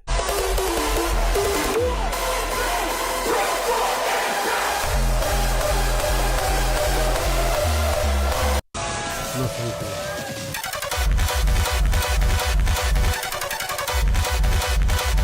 And look, they're going mental. Like, this is completely different to a kind of music set, you know? Kind of music, they've got all their fucking cool people wearing their bandanas and their cravats and shit, and their funny snapback hats and cool trainers and shit, right? And whatever. But everyone's just staring into their phones while they're recording them. Everybody there has got their hands in the air, just going crazy. There's hardly any phones. People are loving it. Don't get me wrong, it's full of fucking Mundeles, full of the Caucasians, but everyone there is loving it. I just don't get it. The music is just so horrible.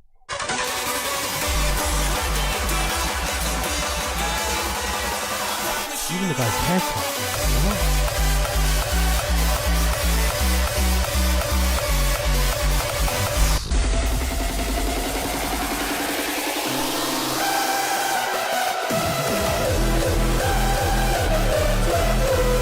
all just sounds the same to me. I swear to God. Maybe it's what happens when you're not into something. It all sounds the same. But I swear on my life, this all sounds the same. Like I couldn't, like, you won't be able to tell a blend, like, you know what I mean? Like I wouldn't be able to tell if this is from like 98, 2012, 2025. Like what? Just people are singing along to the melodies though. They're loving it. They know the bass line. They're singing along to the fucking bass line. Like what?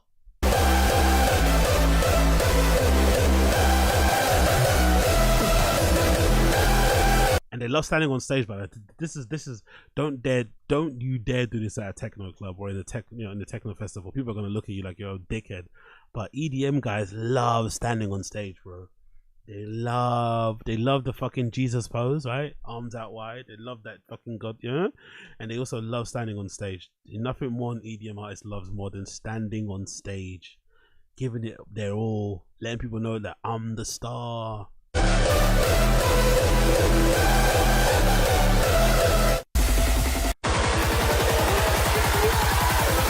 a raving motherfucker and I'm never coming down.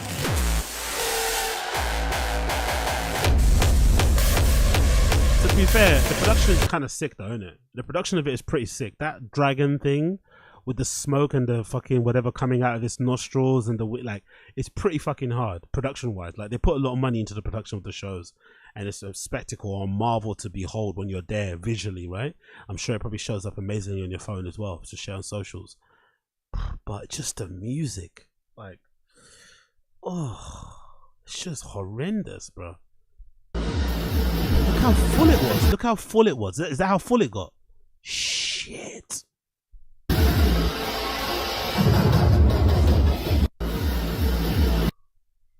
All the people dead. Look. Let's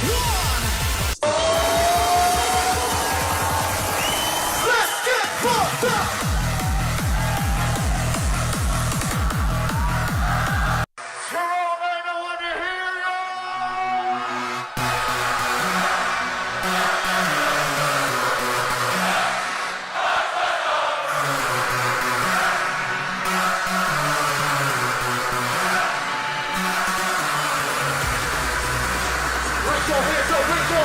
This might be the first thing I've heard that sounds semi-decent. I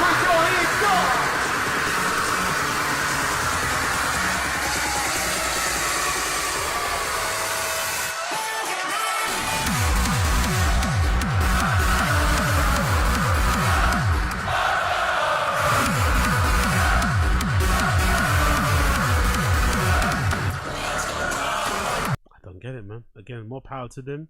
More power to Tomorrowland crew, more power to people that love that sort of shit, but I just don't get it. I truly don't get it. But big up them, big up Blood Clot them. Anyways, people, that has been the Analysing Show, episode number 923. Thank you for tuning in. It's been a pleasure to have your company. If it's your first time tuning into the show, smash the like button. If you're watching this show live via the YouTube, hit subscribe on the channel, join, become a member, all that good shit. If you listen via the podcast app, of course, leave me a 5-star review. That'd be greatly appreciated also. And all that malarkey concerning myself is down below. You can find it via my Linktree link that should be in the description for all links regarding myself. I'll see the rest of you guys later today for a random show. There'll be another Tazs as well later on as well, so be prepared and on the lookout for that. But for now, thank you for tuning into the Analysing Show episode number 923. My tune of the day, for those of you listening via the audio side of the podcast, will be from obviously the Tyler the Creator album, Don't Touch That Glass. And the track that I'm going to be playing from the album will be called I'll Take Care of You, which I think, if I'm not mistaken, is track number 9.